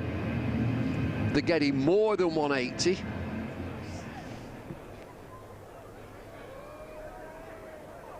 And he goes again.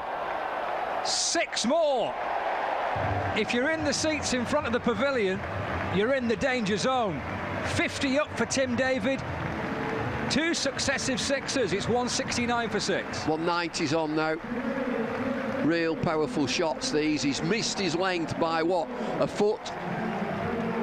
Turns out to get your front foot down the pitch, make it a half volley, and he's pumped it back to the pavilion. 53 from 21 balls, 3 4s and 4 6s for Tim David. And the Rapids have gone quiet in the field. 1 or 2 arms folded. Captain is the wicket keeper. He's looking at extra cover, who's chatting with the bowler.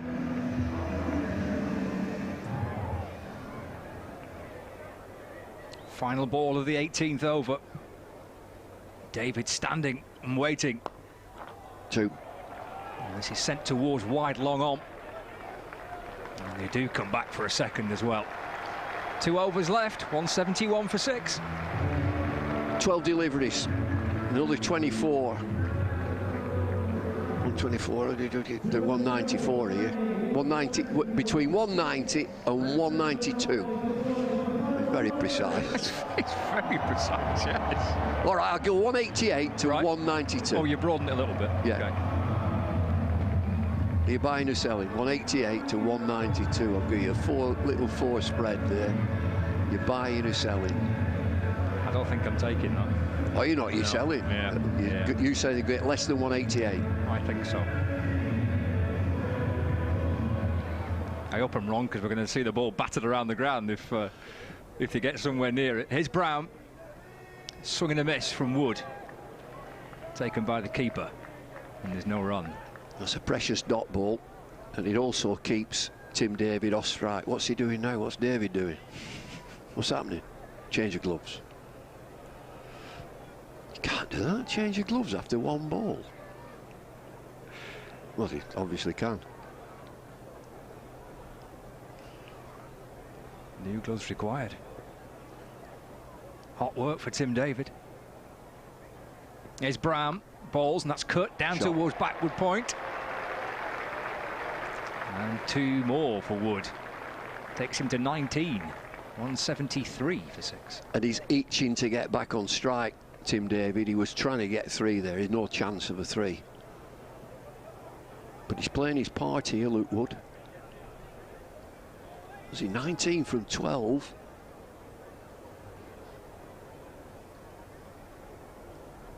One hit for 6 in that for Wood. Brown 3 for 33. This is his final over. Short ball. Banged in and taken by the keeper. Wood tried to flick it down towards, or hook it down towards fine leg. Played underneath it. That's a good delivery. And you look at the square leg umpire, and the standing umpire looked to square leg, and it was okay. So it's 1 for the over. 173, come on. I've got 9 deliveries to get to 188. Yeah, they'll get there. Change to the field. Third man comes in. Point drops back to the rope in front of the seats below the hotel. Third man inside the circle now. So third man, fine leg inside the rope. 2 on the leg side boundary. Brown around the wicket, bowls a wide ball. Oh, good. Hit down the ground by Wood, fielded by Brown off his own bowling. Excellent from Pat Brown. I just remembered that we are on camera throughout the game, and you and I looked totally bemused when our producer came in and said, "You're on camera all the day on TikTok." Oh, of course. Yeah. Absolutely, yeah. Brown in. That's muscled out through the onside by Wood for a single. He moves to 20, 174 for 6. Are you any wiser? Not a clue. I have not a clue. He texted me that last night. He said, "You're on TikTok tomorrow." What? Right. Yep. Okay. If you say so. This is Brown's final ball of his 4. 3 for 34. He had a pretty good game, wasn't he? Very good. Very good. It's a good over, is this? No boundaries, 3 dot balls in the 19th to a set pair. Well, his final delivery is to you-know-who. It's David on strike. And there's no boundary here. He does get through it without conceding one. Just a little flick away to square leg. 175 for 6. 6 balls left for Lancashire Lightning to try and get to Bumble's 188. Well, that is a super over, it really is. 3 dot balls, 2 singles and a 2 in the 19th. And so he's finished there, Pat Brown, 3 for 35. His 3 wickets were in the power play, weren't they? His first 6 overs he took his wicket, so it's an excellent return from him. Who's going to bowl this last over? Who's bowling this? Morris.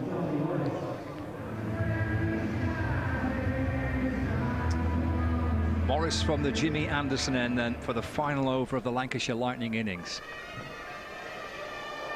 Tim David on strike. 56 not out. And driven away to extra cover. 4. Oh, it's gone for 4. D'Oliveira got there as well, didn't he? Put the dive in. Well, it's the power in the shot here. It's just a straightforward cover drive, but from immense power. D'Oliveira scampers round from extra cover, gets a dive in, but parries it for 4. Great start for Tim David and Lancs. 60 from 24 now. 5 balls left. edging up towards that 180. David will want to try and face all of these deliveries if he can. Oh, he goes big Out. again! Is that out towards deep mid-wicket? You called it, Bumble. Out it was. Gathered by Ed Barnard, and David's brilliant knock comes to an end. Well, he's played superbly well. He's looking for deep mid-wicket off the front foot, real pull across to the leg side. Just doesn't get all of it. If he had, he'd have been in the next village. But it's a super knock. Rescued Lancashire Lightning there, Tim David. Got them workable, definitely workable at 179 for 7. New batsman is Tom Hartley.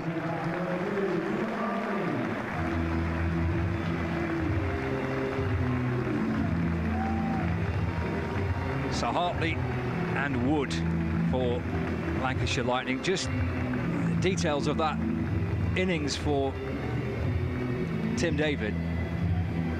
And wasn't it great fun to watch? 60, I think, of 25. 4 fours, 4 sixes.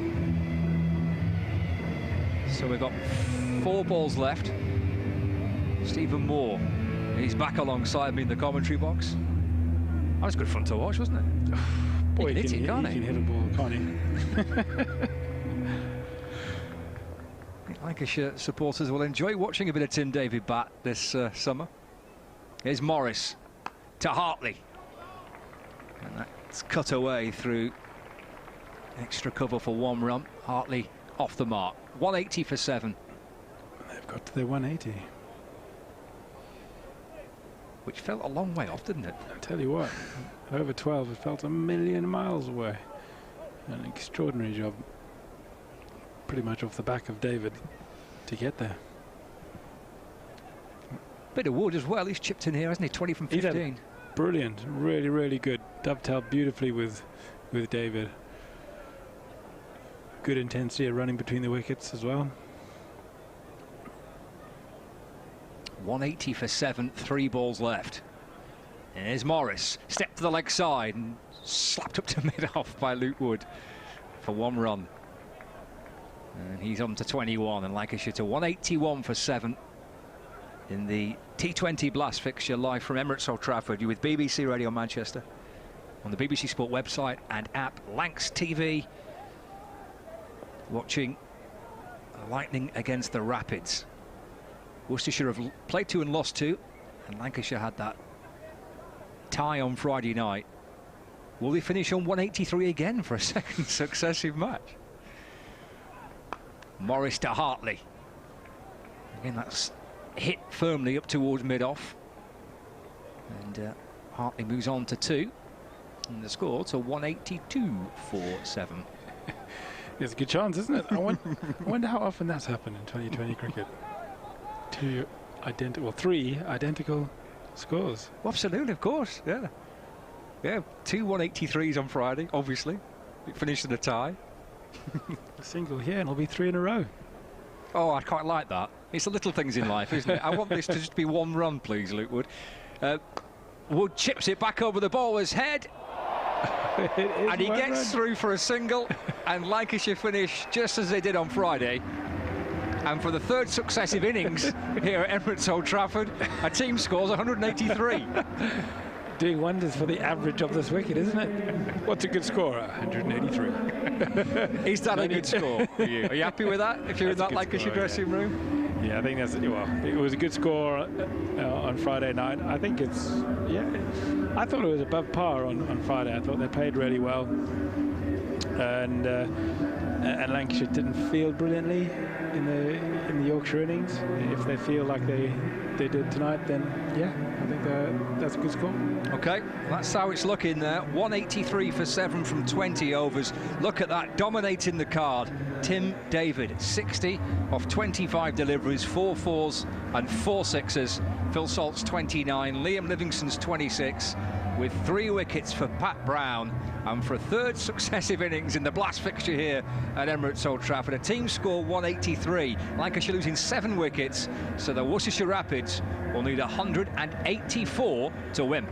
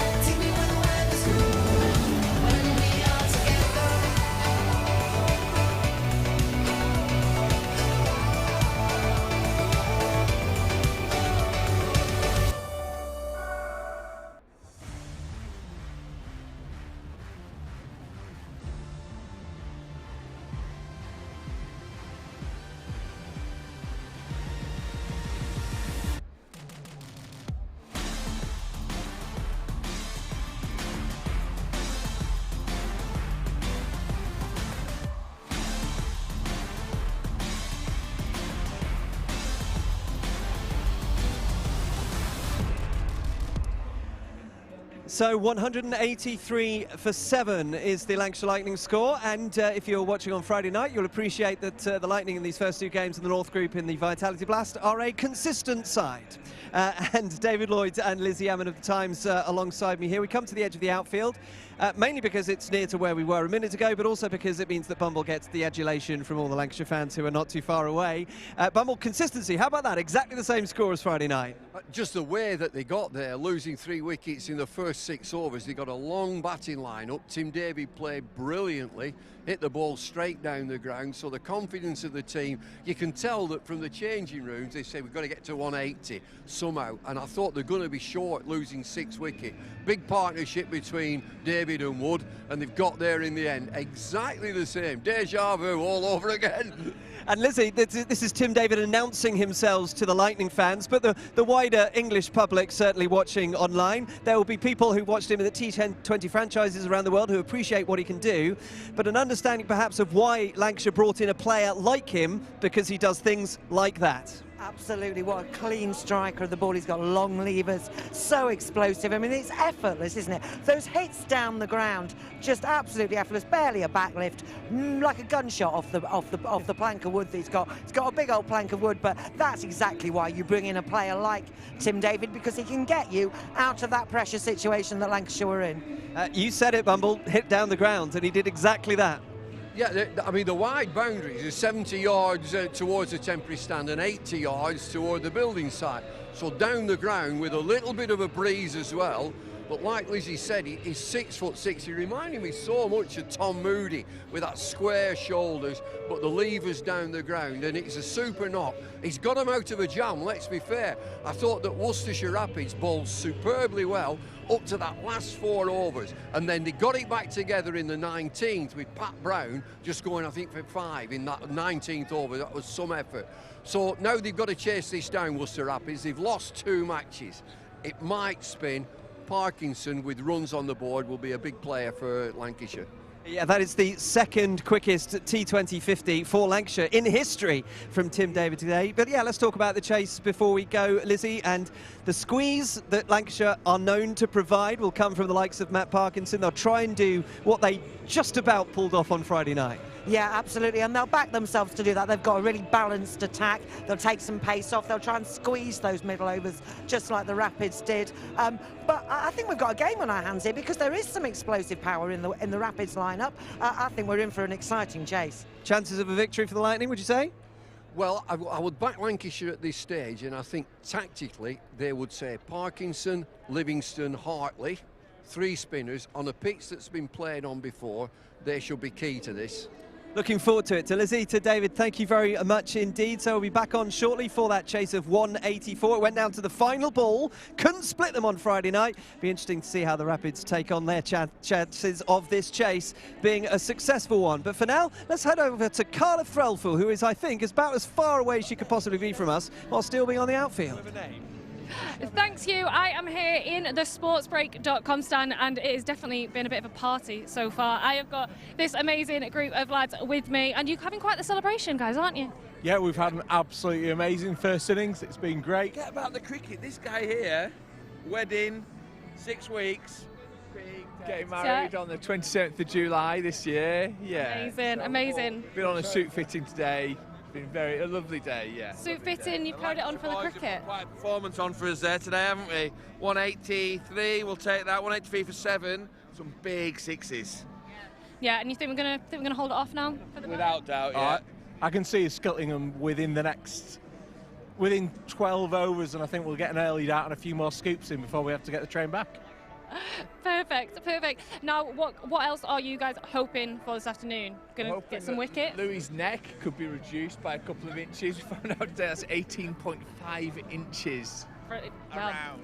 They've got so much going on, and the guys have had a great day, and so as everyone else here at Emirates Old Trafford, and we're gonna cut to an ad. Hi, I'm Keaton Jennings, a batter at Lancashire Cricket Club, and we are here on the sportsbreak.com terrace at Emirates Old Trafford. And as you can see behind me, we're really close to the pitch. We've got sofas, park benches, and a lovely bar in the corner. Emirates Old Trafford will be absolutely bouncing during every game day, so come down with sportsbreak.com and enjoy your day.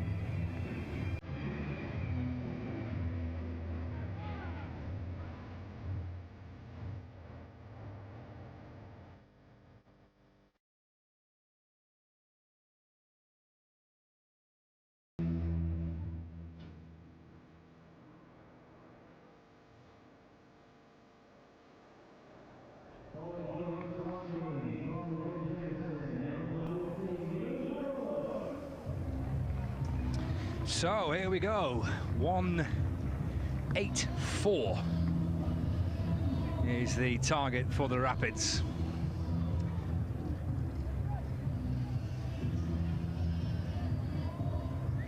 Will it be enough? We can't possibly have a fourth successive innings ending with a score of 183. You never know. What would be the odds of that? We're going to see Pollock and D'Oliveira opening up for the Worcestershire Rapids. Luke Wood is on strike, with the ball rather, for Lancashire Lightning. There's a slip in place as well. So here we go, Wood to send down the first over. A little flick away off the hip out towards mid-wicket. Oh, direct hit. Oh, and it ricochets off the stumps. And he goes for 4. Well, that's the quirky way to start the Rapids reply. Tim Davie with a frustrated smile and an apologetic hand, looking for the run out. Throw comes onto the stumps and it's 5 on the board. Everyone's confused, including the batsman. They don't know where to stand anymore now. Who's facing?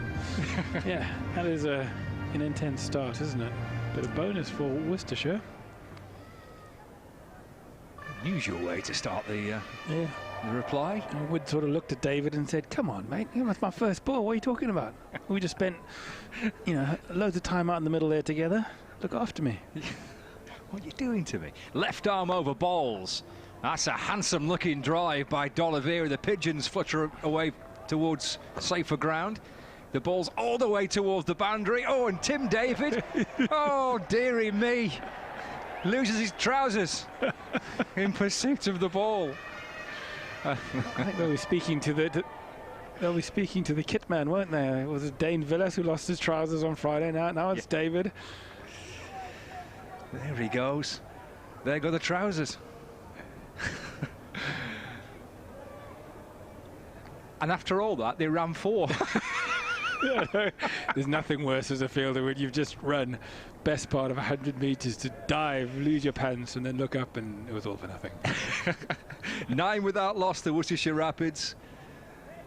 As we see whether or not 183 is enough for Lancashire Lightning on BBC Radio Manchester, on Lancs TV, on the BBC Sport website and app. We've got Luke Wood steaming in from the Jimmy Anderson end, and D'Oliveira dropping the ball away into the offside for no run. We've had a slightly interesting start to the reply, because we had 4 overthrows to actually get the innings going. So they ran 1. Tim Davie picked the ball up, threw at the stumps. It deflected off the stumps and went for 4. And then we've had Tim David chasing after the ball to try and prevent a boundary, which he did, but they ran 4. So it was all for nothing in the end. There's Wood balls to D'Oliveira. That's deflected off the thigh pad away towards square leg for a leg bye. It's a 10 without loss. And in pursuit of the ball, he lost his trousers. Not many grounds in England, or even around the world really now, that you see an all-run 4. No, it's quite exciting, isn't it? Yeah, yes. Yeah. I think I need to get out more, don't I? An all-run 4. An all-run 4. I remember playing with Hickey when I came in as a youngster, and I think I ran a 4 once, and he said, "You'll never do that again." Wood in and balls to Pollock. It's just dropped into the offside. A little hesitation, but they do agree eventually that there is a single there. Pollock moves on to 6. Worcestershire Rapids are 11 without loss. I kind of had to explain to him. I said, "Not all of us can just hit 4s like you for Will. I have to run mine sometimes." Can't all stand there looking majestic. Yeah, just smash it to every corner of the park. It'll twirl the bat from D'Oliveira. 1 ball left of the first over, which I think has not quite gone to plan from Luke Wood's point of view, but it's not necessarily been his fault. It'll step to the leg side by D'Oliveira, and Wood follows him. And the ball just deflects back down the pitch. And he ends with a dot ball to finish the first over of the reply. 11 without loss, Worcestershire Rapids. 184 is the target to win the match in this Vitality T20 fixture. It's the second group game, the North Group this. Lancashire drew, well, tied with Yorkshire on Friday in dramatic circumstances. And this man, Richard Gleeson, was responsible for it. A wicket with the final ball of the match on Friday. Harry Brook LBW. Felt like a win for Lancashire. They were cheering it. It was a great celebration from Gleeson as well. His fists clenched. A big roar of emotion and delight as he managed to secure a point for Lancashire on Friday evening. Here he comes from the Statham end. And balls to Pollock, who tries to take the leather off it, but a swing and a miss, and through to the keeper. There's no run. He remains on 6, and Oliveira on 4. So into the second over. Great to see Gleeson back fit. Torrid couple of years with a back injury. He bowled quickly on Friday. Had a couple of batters on the backside. Another swing and a miss from Pollock. Again through to Phil Salt, and there's no run. He looked lively, didn't he, on Friday? He did, yeah. He gets through the crease really well. There's a little bit of a funny action. Looks like he rushes the batsman a bit. And he bowled a couple of really sharp short ones that put both Yorkshire batsmen in separate deliveries on the backsides. It looked awkward. Looked very awkward. Bowls with a lot of passion as well. Another Blackpool lad. In and balls, that might be signalled as a wide. Yeah, it's full, but too far wide of the off stump. And umpire O'Shaughnessy spins round with his arms outstretched to signal just that. Score moves on to 12 without loss. Could be nasty to take that. Very nicely taken by the keeper, Phil Salt. Horrible balls which sort of grub along the ground, but at pace. Difficult to pick up cleanly. Gleeson. Oh, Pollock hammers it high through deep mid-wicket. That's in towards the stand, and that's gone for 6. That is a monster hit. He moves to 12, 18 without loss. That's come from absolutely nowhere. The first 2 balls looked rushed, played and missed. Then there was a wide, and you thought, oof, Pollock's not quite got the pace of this. And then that bad a delivery, he's absolutely walloped it over wide long on. That'll make Gleeson think twice. See what he does. Yeah, I'm not sure it'll be in Pollock's half. 18 for no wicket. Gleeson, it's a full toss, which Pollock plays and misses at, and through to the keeper. He spins round and looks towards the square leg umpire. Maybe a little bit borderline there. Yeah, well, the other night, I think if he'd hit that, he might have been given a no ball based on what we saw the other night, which led to all the drama at the end of the innings. But we did have a couple of them. Oh, it was chaos that last over, wasn't it? I had no clue what was going on, which is not unusual. Gleeson balls to Pollock again. That's taken off the pads. That should be out. And it is out. Livingstone at deep backward square leg with the catch. And Pollock goes for another big hit. But this time, clipped off the pads, high to deep backward square. And a safe pair of hands, Liam Livingstone. First wicket to fall, 18 for 1. Yeah, just picked the man out. I mean, it was there to hit. It was a full ball on leg stump. Pollock just tried to pick out the shorter boundary, but didn't get enough of it. And Livingstone was not going to drop another one on the like he did against Yorkshire. This time he made certain he was going to snaffle that. Normally a very, very safe pair of hands, but he will be pretty upset he dropped a Yorkshire batsman who goes on to score as many runs as did Coley Cadmore the other night. I thought he dropped Brook. Was it Brook? I thought it was Brook. Maybe it was Coley Cadmore. I mean, there's that much happening in these fixtures. A lot happened. I thought it was Coley Cadmore, but maybe it was Brook.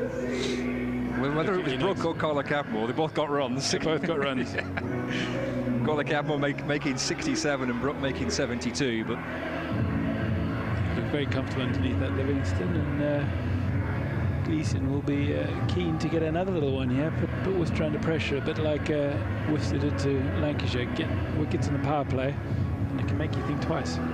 What What do you make of this Lancashire Lightning T20 kit? You like it? It's a bit orange. I thought it was orange. Yeah, but we got put in our place by Phoebe. It's coral, isn't it? Phoebe Graham. I didn't know that was a palette. I went for kind of an orangey shade, but Phoebe said no, it looks a bit more coral. There's Gleeson bowling, and Haynes off the back foot just flicks it off his pads towards backward square leg for a single. 19 for 1. But you see the hats. The hats look red. Yeah. So, and it doesn't match the colour of the kit, but I'm not known for my fashion, so no, my fashion sense isn't right up there. So you always come across as being quite a smartly dressed fella. Oh, that's very kind. That's all right. I'm not sure many of my teammates in the change room would have thought exactly the same. Some of the stuff that they used to come in with, I'm thinking, is that what fashion is? I'm definitely not on the same boat as you guys, but yeah. I feel like Lancashire should be a bit redder than that. I know David Willey, was it last year or the year before, he helped design the Yorkshire kit. Really? Yeah, it was kind of his creation. Wow. There's Luke Wood in and bowling. Played uppishly by Haynes away through mid-wicket to the right of Tom Hartley. And they come back for 2. In the cricket change room, I'm not quite sure I'd want to be holding the can for my teammate's kit. That is it's a big responsibility. That's a big, I don't think you're going to win that one, no matter what you design. No. A lot of pressure on you. Fair play to him. I don't know if it was entirely his creation or whether he just kind of suggested a few additions to it, but he was definitely involved in that. I was reading it on their website the other year. Wood bowls and Haynes up onto his toes and defends into the onside, no run. I remember a while back with 2020 cricket, some marketing agency said that it needed to just become a bit more appealing for some reason, and we all had to wear these, or they suggested we had to wear these really skin-tight clothes at one point. They came in with some samples, and you had all these, youngsters who were ripped going, this is great, yeah, go on.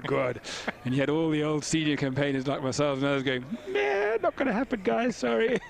Need a bit more around the midriff there, thanks for me. It's lacking material. Yeah.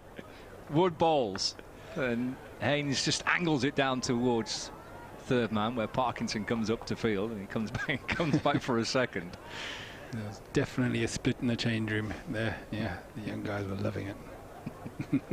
The tighter the better. Yeah, the tighter the better. I spend hours in the gym having to show it off.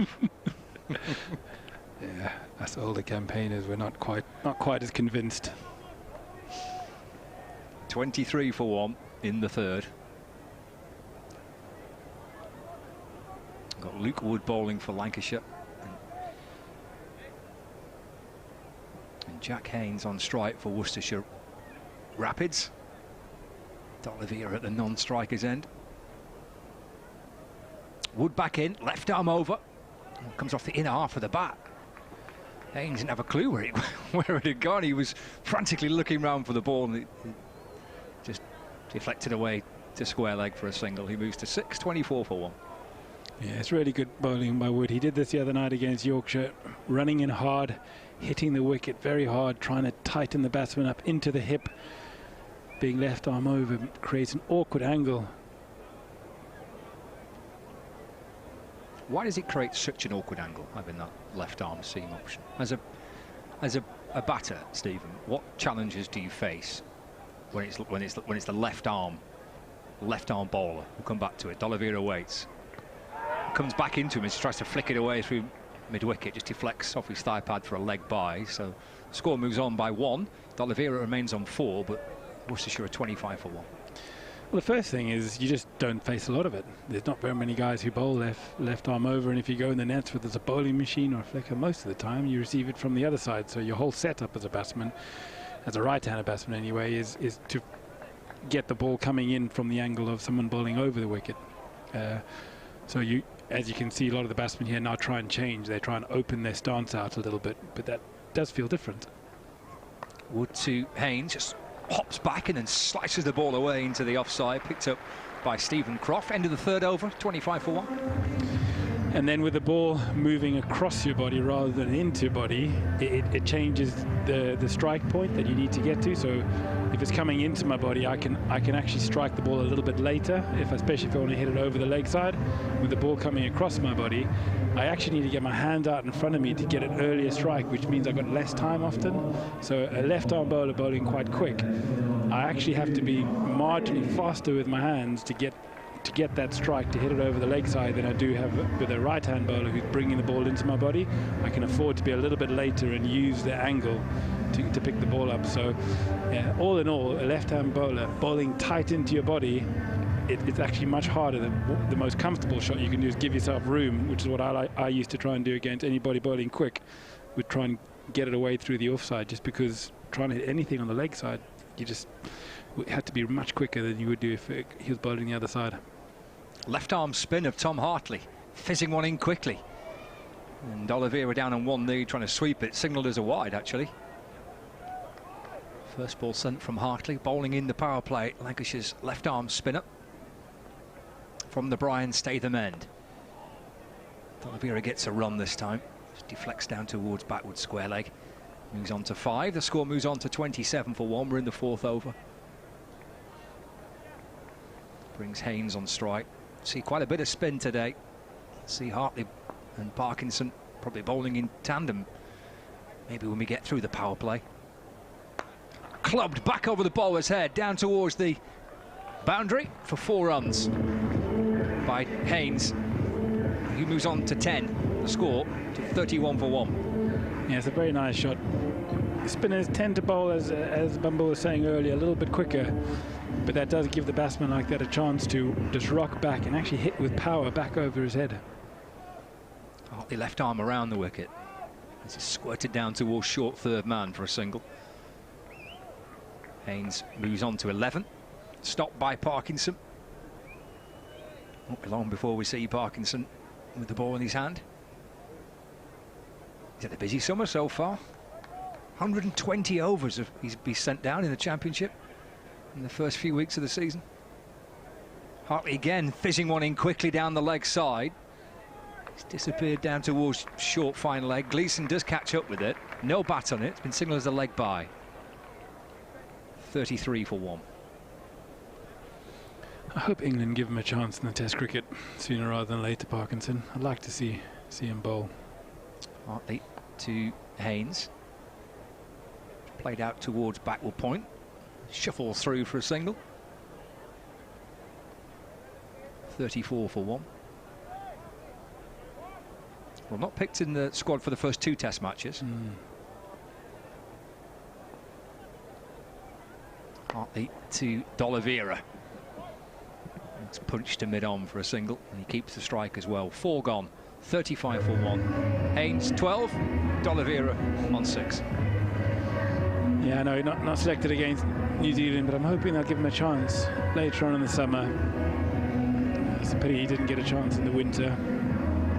But just having that leg spinner in your side, that wrist spinner, it's just an X factor. You know, they can do things that others can't. It's like having someone bowling 90 miles an hour. When you need a wicket, when it's dead, when there's not much else happening, just having that extra option of a leg spinner or a real quick bowler can just make the difference. Speaking a bit of pace, here's Richard Gleeson back into the attack. This time from the Jimmy Anderson end. 4 overs gone, 35 for 1. 184 is the target. And that's hit firmly, I suspect for 4, by D'Oliveira. Through a straight mid-on. It's a glorious shot. He moves into double figures as well with that. 39 for 1 now. Yeah, lovely fast hands. Yeah. Gleeson just missed his length again, just put it in the slot for D'Oliveira, who didn't have to do much other than just lean on it, but really quick hands, and punched it back between the non-striker and the stumps for 4. Moves to 10 from 9. Gleeson back in. It's full and just a fraction wide of off stump as D'Oliveira stepped to leg and just tried to maybe steer it down to third man. Yeah, he just moved a little bit late there. He was still moving when Gleeson delivered that, which meant that he had no time to respond to what was a very good length. If you're going to move in the crease, you still need to be still by the time the ball's delivered. It's Gleeson for Lancashire. To D'Oliveira, played uppishly to the left of short fine leg and down towards the boundary. And Parkinson will go and fetch the ball. It's gone for 4, 43 for 1. Yeah, Gleeson just tried to roll his fingers on that down the leg side of the ball, little leg cutter, take the pace off it a bit, but unfortunately he drifted down to leg stump, which made it just an easy pickup for D'Oliveira to, even though it was a slower ball, plenty of pace left, still to just flick it away for 4. Moves on to 14. Gleeson back in. And that's thumped firmly to mid-off, where Tim David fields. And there is no run. So we've had a 4 and a dot, then a 4 and then another dot. To start the 5th over, Gleeson's second. He has picked up the 1 wicket to fall so far. Ed Pollock, the man out, looked good as well. Got 12, but hit it straight to Livingstone, who took the catch. Gleeson to D'Oliveira, that's up and over mid-off. Tim David is a tall man, was chasing after it, arm outstretched, doing his best to get a fingertip on that. And it lands safe, and D'Oliveira gets a single. Yeah, that's one person you don't really want to take on height-wise is Tim David. Not very many of the Lancashire guys would have got close to catching that, but fingertips. He's got some fancy sunglasses on as well, hasn't he? Tim David. Like something from Top Gun. Gleeson in, balls. Oh! Haynes has gone. He's dragged it back onto his stumps. It was a trickle as well. Just a little thin part of the bat. And to his despair and Gleeson's joy, the ball just ran back onto the stumps at an agonising pace, and Gleeson with a double fist pump celebration. But that's unfortunate. Second wicket to fall, 44 for 2. So unlucky that he gave himself room. Gleeson saw him, threw in a wide Yorker, and he kind of just threw his hands in it. Normally there was race away, but as you say, it just trickled onto the stumps. He almost sort of watched it roll onto the stumps. Painful end to his innings, but good wicket for Lancashire. Agonising for the batter. Second for Gleeson, 44 for 2. Gleeson 2 overs, 2 for 17. I'm going to see Luke Wood coming back into the attack from the Brian Statham end. So he's bowled 2 overs for 15. Gleeson's bowled 2 overs, 2 for 17. And Tom Hartley with 1 over for 19. Plenty of pace in the power play, just that 1 over of spin. It's Munro and D'Oliveira, the 2 batters together. And here is Luke Wood for Lancashire. And that's driven to mid-off, where Villas will scoop the ball up and a shy at the stumps. Trying to run D'Oliveira out. But he's through for a single. And the score moves on to 45 for 2, and D'Oliveira moves on to 16. And Bumble's back alongside me. Yeah, I'm just looking at the fielding, and Dame Villas, after the Yorkshire game, Rose's match, said he wanted to see an improvement in the fielding. It's always something that, particularly in T20, you want to be the best fielding side on the day. Counts for a lot. Munro thumping his bat into the ground, crouching low in the crease and driving into the offside, and Gleeson stopping the ball, and there's no run. And have you noticed Colin Munro covers all his stumps? Luke Wood has changed ends, hasn't he? He's gone, he's left arm over, but you see Munro in his stance, he's covered all the stumps. Luke Wood can't see them. He bashes the bat down, doesn't he? He bashes it into the rock-hard surface. I see you've got a couple of cheese sandwiches again, maybe cheese and mayo or something. I've gone over the top with cheese today, haven't I? Yeah, haven't you? Yeah. Here's Wood in and bowling. Oh, that's hit hard. Right back down the ground. Bowler ducks out the way, the umpire ducks out the way. It's gone for 4. Yeah, it's head high for a long, long time. Just bounces a couple of times before it reaches the boundary, dead straight.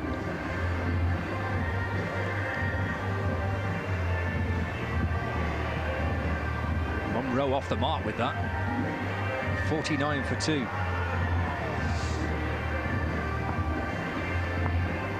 And Luke Wood halfway into his 3rd over. Steamed his way back in again, and Munro just clipping off his pads out through the onside for a single. Moves to 5, and that brings up the 50 for the Worcestershire Rapids. 50 for 2. Luke Wood into his 3rd over. It's gone for, what, 20, 21 so far. 2 deliveries to go to end his 3rd over. I wonder if it'll be spin straight away after this, either Livingstone or Parkinson. Yeah, just the 3 bowlers using the power play. Wood left arm over balls to D'Oliveira, drops it into the offside for no run. Slightly unusual, that, isn't it? A lot of teams kind of just given 1 over per bowler, can almost get through, you know, 4 or 5 bowlers in the power play with 1 over burst. Tried all sorts of things. Stephen Croft used to do it for Lancashire, didn't he? Just bowl the first over and then cheerio. And then they had, you know, somebody from one end change the next end. So 4 bowlers for the first 4 overs. Just working out which way is effective, really. Try and get that first over away and sort of turn it into a 19-over game. Wood to D'Oliveira. Flicked out towards square leg. Munro came hurtling back. He wanted the 2nd. D'Oliveira sends him back. End of the over. End of the power play. 51 for 2. Munro 5, D'Oliveira on 17. You know, it's the little things. You just look at that. It was terrific fielding. He's just dobbed into the leg side. And Munro wants 2. It just gets outside the 30-yard circle. But 3 fielders converge on it, and it's a clean pickup and a very accurate throw back to the wicket-keeper. And if they had gone for 2, there would have been a run out. So, you know, the little things where Lancashire in the field there have changed a 2 into a single. I've got to confess, I don't know much of this music. I heard Pig Bag earlier. Popper's got a brand new Pig Bag by Pig Bag. This was in 1983, but there's a lot of it since. I'm not sure of that one. No, Pig Bag is instrumental. Oh, all right. Oh, yeah, got that one. Yeah. There's Parkinson, as predicted, so. Into the attack. First ball is D'Oliveira trying to sweep, but for no run. That was One Direction playing just then. I see. Yeah. I don't think they're a band anymore, One Direction. They split up. D'Oliveira pulls away through the onside. Oh, that's Brilliant. a great piece of work. Brilliant. I think that's Liam Livingstone, it is. Well, that's outstanding again. I've just spotlighted the previous over where a bit of field, that's 4. That's 4 all the way, and Livingstone parries the ball back at full stretch on his knees. Parkinson bowls, swept again. This time, Luke Wood in the right position to field. D'Oliveira gets 1 run, 54 for 2. You just wonder whether he's happy, Parkinson, with the sweep. Because if he gets it straight and they miss the sweep, LBW is a big player. But the sweep into that, well, I need to say it's a long way still. 70 yards, it's shorter than the other road.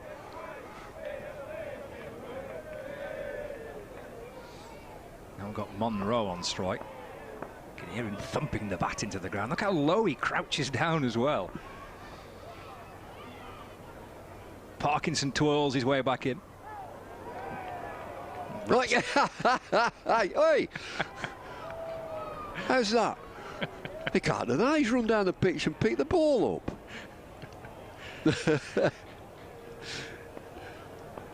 That's a bit cheeky. Phil Salt says, leave that to me. Parkinson again. Get a single here. Out towards mid-wicket. God, if you'd have done that against Australia, they'd have all have gone scatty. Don't touch that, mate. That's not yours. That was comical, wasn't it? The batsman there, Colin Munro, and the wicket-keeper are running down the pitch to pick the ball up. The batsman won.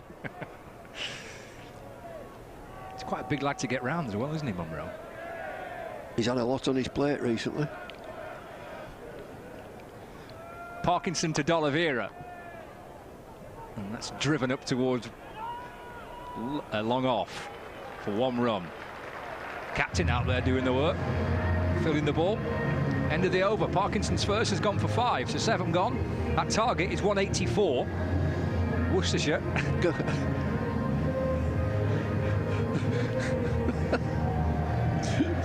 Well, they've just shown a replay on our monitor, and it's absolutely hilarious as the two of them are running down, the batsman and the wicketkeeper, to pick the ball up. A bit of pushing and shoving, but all in good nature. Don't do that against Australia. They hate it. You don't touch that ball. Here's the millionaire. Millionaire's coming on. Let us a fiver, Livy. Come on.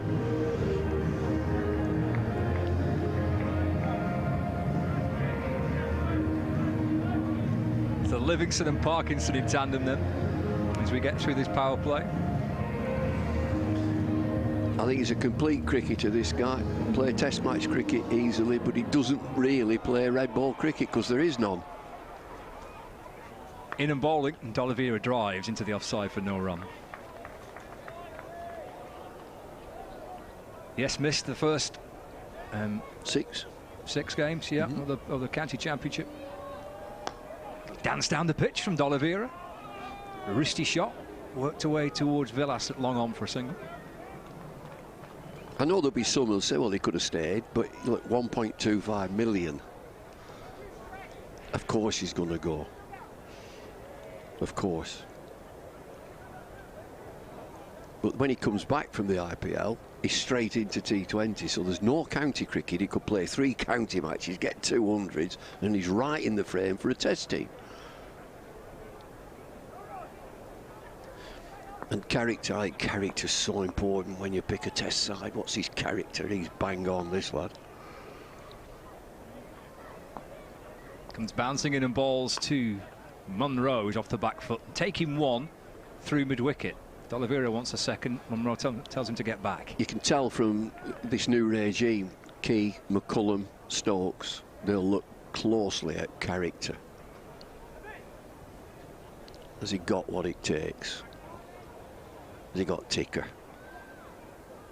Fizzes 1 in. D'Oliveira looks to sweep. Makes no contact.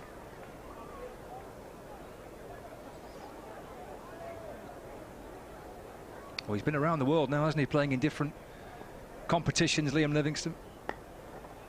D'Oliveira drives away into the offside. Great work by Keaton Jennings. Sends D'Oliveira back onto the single. This is better fielding from Lancashire Lightning. Jennings this time. Full length dive and quick return. Just 2 off the over, final ball of it. And that's worked away through mid-wicket. Ooh, the pigeons are in the danger zone again. I think that may have caught a pigeon. Did. Oh no. How's the pigeon? Oh, it's okay, it's flying away. Gone. Relief. Look at this, the pigeon right in the firing line. End of the 8th, 59 for 2. 7 plus and over at the minute. They need 9 plus and over. So Lightning will be pushing them back, D'Oliveira going okay. What's he? 23 from... Don't know. 25. 23 from 25. Parkinson balls. D'Oliveira goes for a slog sweep. Out toward deep mid-wicket and comes back for a second. Now 25 from 26 for D'Oliveira. 61 for 2. Well, he's got to kick on. And for his team, he can't get out now. Parkinson in the sunshine balls. Sweeps again. Times it fully this time. That's a lovely shot for 6.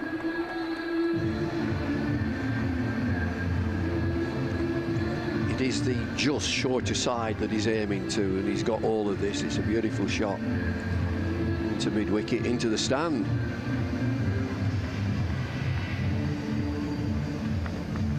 .31 now, D'Oliveira. Pressure back on the leg spinner. Matt Parkinson twirls his way back in and hits it back over his head, down towards the long-on boundary. It's either 4 or 6. 6. 6 it is. Well, this is a good battle, Bumble. Well, that's a super shot as he chassis and dances down the pitch. It's a wonderful line from John Inverarity, who was coach at Kent. He was talking about coaching, very laconic. He said, if you take a couple of steps down the pitch, what do you make the ball into? And the lad said, half volley. He said, I don't know about you, but I used to love half volleys. Parkinson to D'Oliveira. Oh, he's chipped it straight down the ground, and Parkinson catches it off his own bowling. Successive 6s for D'Oliveira, and then Parkinson dismisses him. Caught and bowled, 3rd to fall. Well, it's beautiful from the leg spinner that you get tanked for 2 6s, 2 lovely shots, and you've got to come back. This is Warren style. A little bit of drift, definite drift towards the leg side, and a chip back, and a one-handed catch for the leg spinner. 2 6s and out. Flighted delivery. It does a little bit of drift in the air, and he flies through the air, catches it one hand. I think he enjoyed that, didn't he? Again, that's just great. Kind of T20 cricket in just a few deliveries, isn't it? Well, Batter smacks you for 6 twice. Haven't England told him you've got to get better at your fielding, you've got to get better at your batting? And, that's a lovely catch. Yeah. I just raised an eyebrow at that, and I've got 2 beautiful eyebrows, I have. I thought, you know, you can't tell a kid like that. You've got to concentrate on it. You've got to work harder at your batting and the bowling. Abdul Qadir, Mushtaq Ahmed. Parkinson to Libby. And that's threaded away through extra cover for a single. 74 for 3. Shane Warne weren't really noted for the fielding or the batting, just for getting people out. That's what Parkinson does. He gets people out. Final ball of his 2nd over into Munro, who just steers it up towards long on for a single, and he keeps the strike. 9 gone, 75 for 3. The Worcestershire Rapids, 184 is their target to win the match. And as Brian Clough would say, it's his job. Where were England? Rewind. Where were Lancashire Lightning? Same. Exactly the same, weren't they, at this stage? Looks pretty level, that, doesn't it? Yeah. I think the level pegging at this stage, after 9 overs, Lancs were the same, 75 for 3. He's Livingstone from the Statham end. Munro goes deep into his crease. Works the ball along the ground through mid-wicket for 1 run. 76 for 3.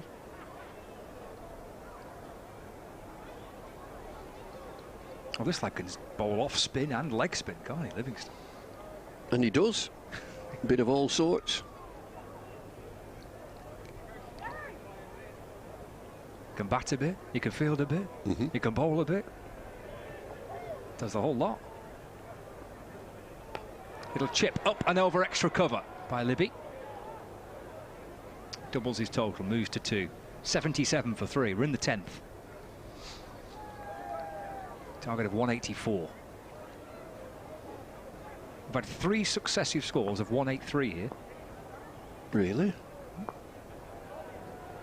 Livingstone in, bowls. Munro off the back foot, works the ball away through the onside. You know, when I used to play, and they played Gillette Cup, our score, magic score, was 2-2-4. Okay. I think we lost at 2-2-4. And we were motoring at that stage, 60 overs. 2-2-4 is 60 overs. Out of sight. Livingstone bowls. Libby trying to work it to the leg side, just squirts down to short fine leg, no run. And John Player League, 40 overs, here Sunday afternoon, start at what, 2 o'clock? There'll be 18, 20,000 on here. 40 Libby, overs. Libby to mid-wicket for a single. 2. 2, yep. 2, well done. 40 overs, we get 160. in 40 overs, opposition and no chance. 160 in 40 overs. Different pace. Ground were full. 40 overs, 160, he ain't getting anywhere near this. Final ball of the 10th. This is muscled away through the onside by Libby. 2 after it. You called it straight away. It's gone for 4. It beat the chase of Hartley. Boundary to end the 10th. Boundary for Libby. 84 for 3, halfway stage. They need exactly 100 more runs to win the match. Munro and Libby batting. I'm going to bring Lizzie in.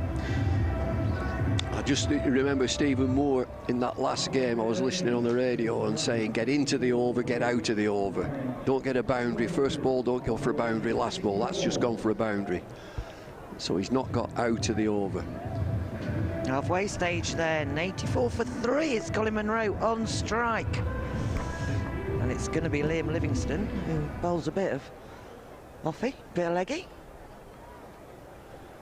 And he bowls gently clipped away through a gap at mid-wicket, which will allow them a very easy single. As we welcome Stephen back. Yes, It's game on here, I reckon. It is. The sun's shining. 10 overs to go. Worcester are putting up a good fight here. They're going to have to play well for these last 10, but interesting. 99 required off. 59 is that? Can't see. My eyes need testing. 59. Nine. Yeah. In a bowls, and it's driven again through that vacant gap. Add extra cover, and they can jog through for a really easy single. Just working it round here against the pace off. We've got spin at both ends. It's Matt Parkinson in his 3rd over. He's gone 1 for 23. Moreau, the left-hander, stands right on leg stump. Drives, but no timing. They are going to get a single though, because it's a bit of a misfield at cover. I think that's Keaton Jennings, is it? Keaton Jennings, yes, just parried it at cover, sort of trying to roll to his left and didn't hold on to the ball. Lancashire will be very wary about Munro, powerful New Zealander. Yeah, 60 odd on Friday night against the Nottinghamshire Outlaws. That one's right on leg stump. Uppish, but it's safe. Worked again through for a single. So Munro on 12 for Jake Libby on 10.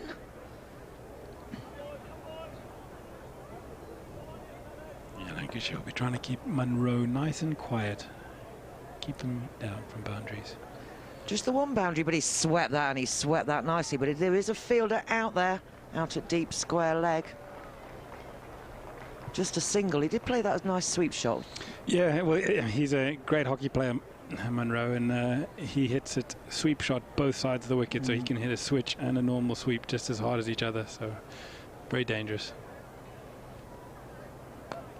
This one's again driven down through mid-off is deep, so they can get a single.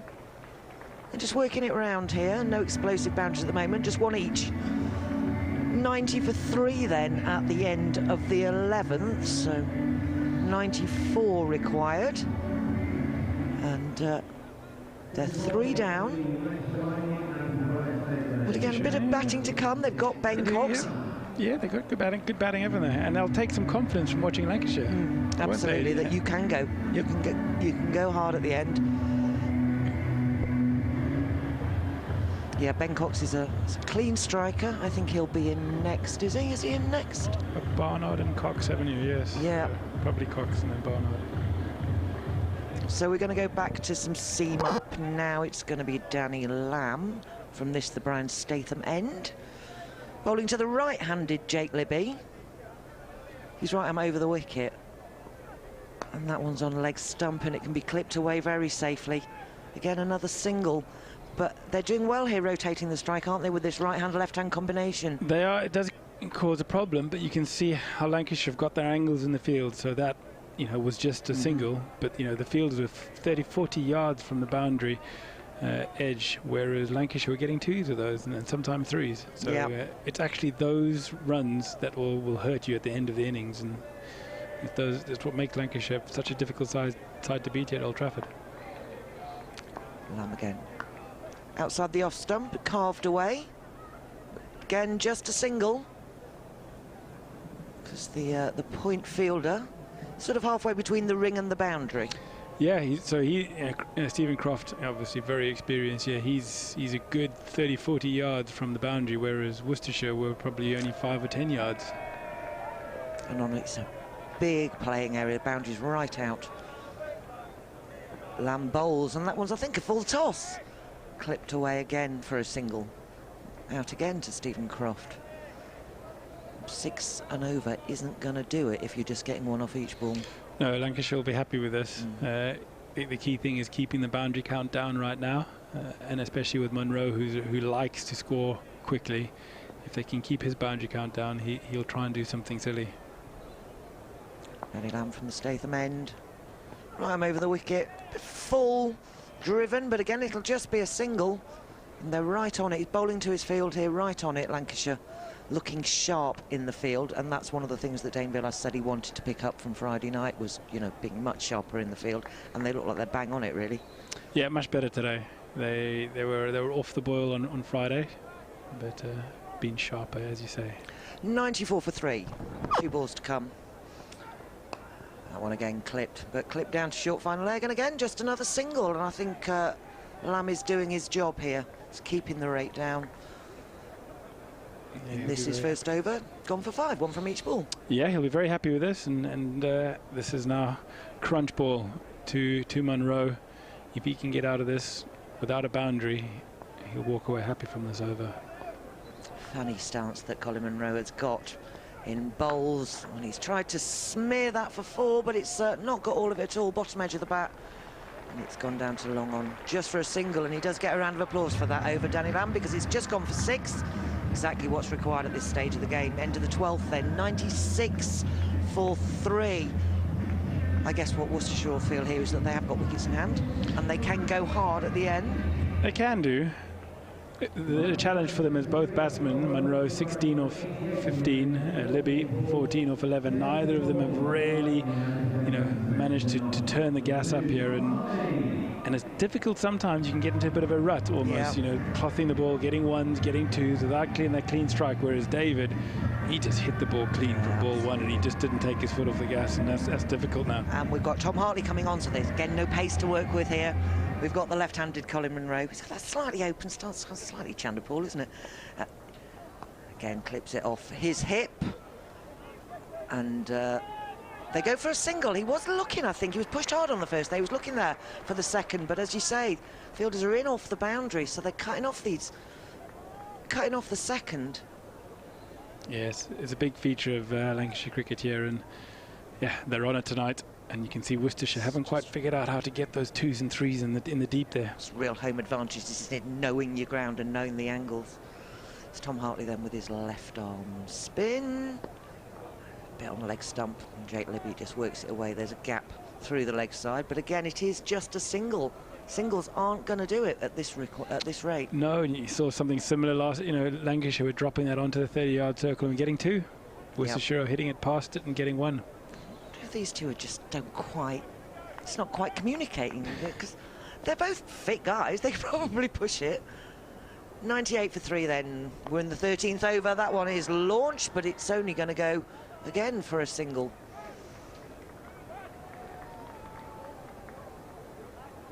I tell you, when you're batting there and you look at that boundary out there, no matter even if the fielders are in, you still look and you go, that's a long way. Long old hit. Takes a brave man to try and clear that. Hartley bowls then. And that one is smeared, but it again. They might push for 2. They are going to push for 2 this time, because it's gone right down to that long boundary down at deep mid-wicket. That's the difference. So that was actually a good shot. He hit it hard enough into that gap there to get to. Last time it was a bit in between. So it's either a drop onto the ring and pushing them for 2, or find the gap. 101 then for 3. We've got 2 balls to come. Coming down the track, Libby, the right-handed Libby, and he steers it towards cover. Again, another single, but they don't seem to be wanting to go. Maybe they haven't got the opportunity. They're not wanting to go for it, are they? They're not wanting to get out the big. Yeah, they've started to look like they're trying to get the momentum in, but the problem is they've been knocking around for 1s and 2s now for a few overs. They haven't got that. left-handed Monroe, and he's hit that quite hard, and it's gone through the gap. That probably is going to race away to the boundary at deep mid-wicket. It's gone between the two fielders. It was a bit of a smear, but it made a nice noise. Yeah, that was the first one. You can see he's actually got out the middle of the bat now for a few overs, and even though it went along the ground the whole way, that fielder on the boundary who'd come in quite tight and been getting those ones, and stopping them from going for twos, he was now exposed just because it was a cleaner strike. 106 for 3 at the end of the 13th. We're just looking at the worm on the screen. Interesting, just about there. Yeah, it's very even at this point, even, isn't but it? you Not see much the in it. acceleration from Lancashire at the back end of their innings, and Worcestershire are going to have to do the same. Yep, this is when David started to really loosen those arms, didn't he? Freeing his arms, hitting down the ground. Livingstone back then from the Statham end.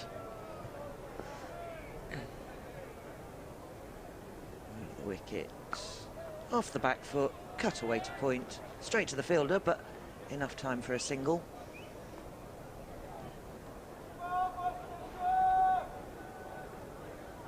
Yeah, the Worcestershire batsmen will be playing tip and run as much as they can now, with all the fielders just trying to stop the boundaries. If Lancashire can keep the boundary count down, Worcester will struggle to get this total. Just moving his field around a little bit, Liam Livingstone, who only arrived back in the country 3 days ago. In bowls, he's dropped that one short, and it's launched, gone over the top of the fielder, wide long on, and it has gone for 4. It was a bit dicey, wasn't it? It was a bit tight, that. But once a better strike from Monroe. This is slightly worrying for Lancashire. They're going to want to make sure he doesn't find his timing, because he will clear these ropes. This is what Monroe does, and he takes a bit of time, doesn't he? And then he'll motor. Very dangerous when he's on song, though, and that one is right on the stumps off the back foot. Doesn't get a run. It's a dot ball. Gold dust in T20. Having just been hit for a boundary, that was good from Livingstone. Watchful from Monroe, not taking too many risks. Again, he goes onto the back foot, but he chops it into the ground, onto the offside. Scamper through for a single. 111 for 3, we're on Nelson. Changing the field round for the right-handed Jake Libby. 19 from 15, he's just hit the one boundary, Libby. Oh, crowd getting their voice on now. Sun's out, we can see some blue sky, and that one dropped a little bit short. But again, just a single. It's tipped into the onside. They're not really pushing for the twos, are they? No, like you said, Lancashire have been a bit sharper in the field. They've got their positions right, and they've bowled pretty well. And yeah, Worcestershire, just the intensity in the running's not been there. Left-handed Monroe then. Ooh, almost a bit of a turn there. That see, that's just had to steer into the onside. Again, a very gentle single. It's even that, it's as soon as he's hit it, it's a jog. Yeah. Lancashire didn't do that. No jog. They wouldn't see any jogging. They were puffing.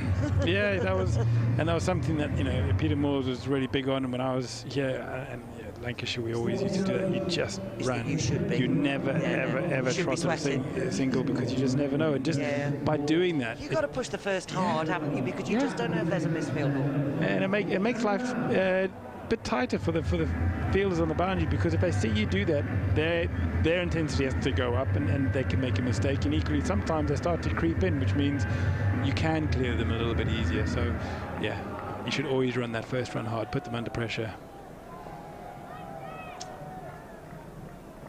Next over, first ball clipped hard off the hip, straight to the fielder. It's signalled a no ball, and we've got a free hit. Is that the first one? That's yes, that was a front foot no ball. Front foot no ball from Danny Lamb, who switched ends. It's Jake Libby who's going to face this free hit. It's not what you need. 67 of 36 with a free hit. Now 67 runs, only 36 balls. It's the beginning of the 15th over this. Danny Lamb at the top of his mark. It's Jake Libby standing very still. Slightly middle and leg guard. Comes right across to off stump, launches it. It is going to be caught, but of course he's not out. And they've run too. It went really high there, didn't it? It went really high. Came down with snow on. Caught out in the deep. But of course it was a free hit. Two added to the score. 2 runs. 118 for 3. Crowd cheer. Yeah. Crowd enjoyed the catch even though it's not out. Libby goes on to 22 then.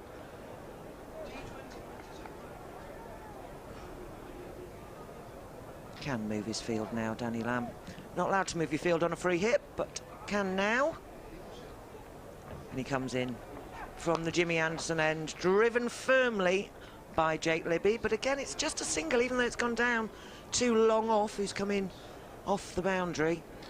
You can change your field provided it's a different batsman. You've changed the batsman. But you can't, yeah. I wonder whether they change the rules so often. It's difficult for me to keep up. Because they ran, didn't they? And you've got right and left-hand combination, so you can.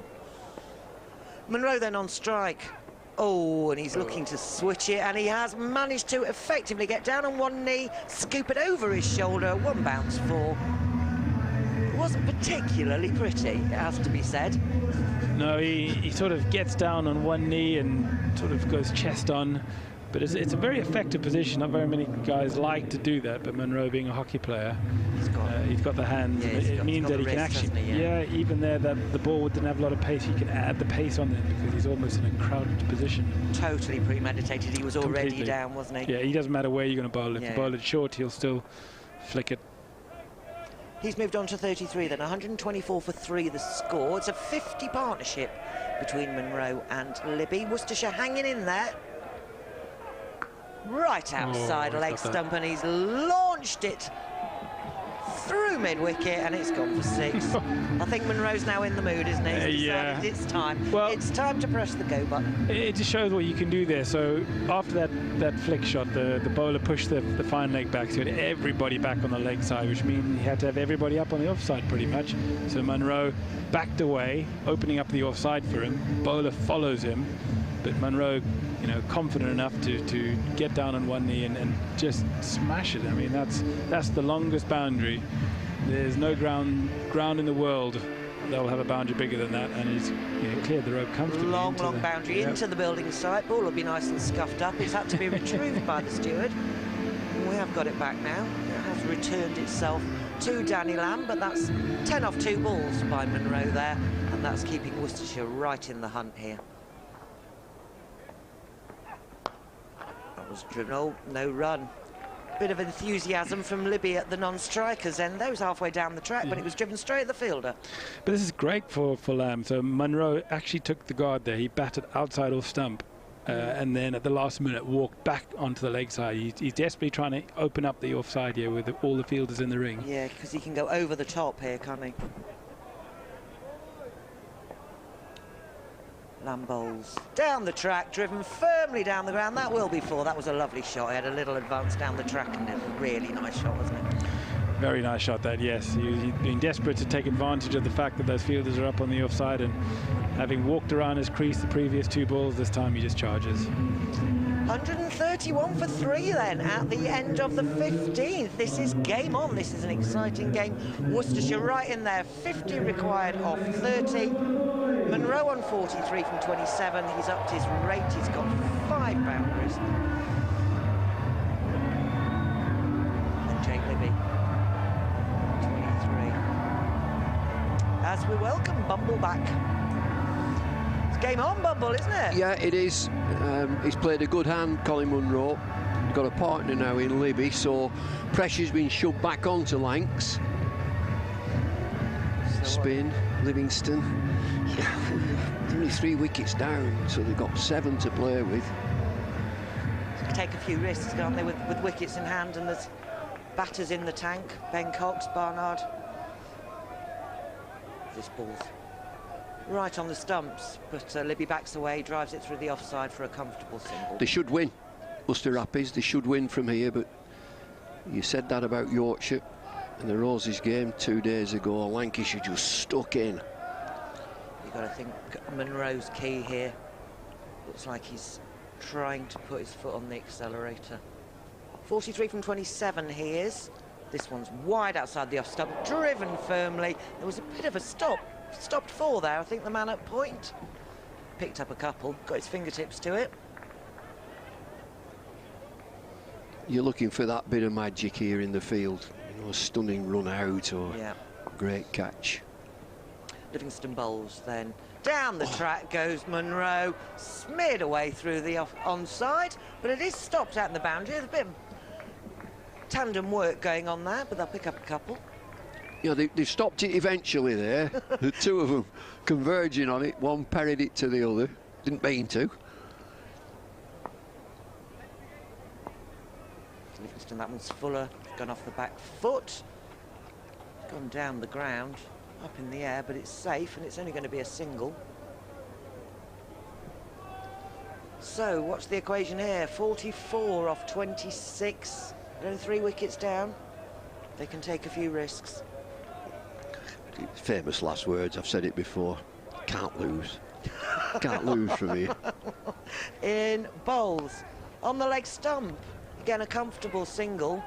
Looking for 2, but Lancashire have been pretty good in the field, I think, Bumble, tonight. Yeah, they've been fine. They've been fine. There's no blemishes. But it does need that little bit of something special now. Just 3 wickets down. That's why these two at the crease have been so good for the Rapids. Half-century partnership. It's Munro on 48, the left-hander is batting on leg stump. Waits for that one. Firmly, slightly flat-batted. Straight to mid-off, and it's just a single again. End of the 16th then. Munro on 49, Libby on 25, and the score is 142 for 3. 42 required for victory. Colin Munro, New Zealander, and he reminds me of a former New Zealand batsman, Craig McMillan. Sort of stocky sort of batsman, and he covers all the stumps, gets really low and bashes the bat into the ground. They're about the same score-wise, but just 3 wickets down. It's for Lancashire to do it now. They've got to just find something. They're well capable. Parkinson back into the attack. He could be a bit of the X factor that Lancashire need here. What can Parkinson conjure up? Final over for him. Munro off the back foot. Pushes it up towards long on for a single. And brings himself a 50 in the process. 50 not out from 32 deliveries. Well, he's the key. Parkinson bowling from the James Anderson end, and he's bowling to the left-hander Munro's long side on the leg side. Parkinson. Oh. Libby swinging a miss. Well, that's done everybody. He's done the keeper as well. He's just shaved past off stump. Yeah, the old double teapot from Matt Parkinson there, and from Phil Salt, the keeper. Twirls his way back in again. Down the pitch he comes, Libby goes high, back over the bowler's head. Oh. Lands safe. Scooped up by Liam Livingstone. Libby comes back for 2, 145 for 3. But that's just a chip down the ground, and when the ball stopped, it almost plugged. 27 not out, Libby. Oh, going for a big swing and a miss, and almost losing balance. He's beaten him twice in this over. He's had a chip down the ground. I just thought that might, I haven't seen it again, I just thought that might have been a googly.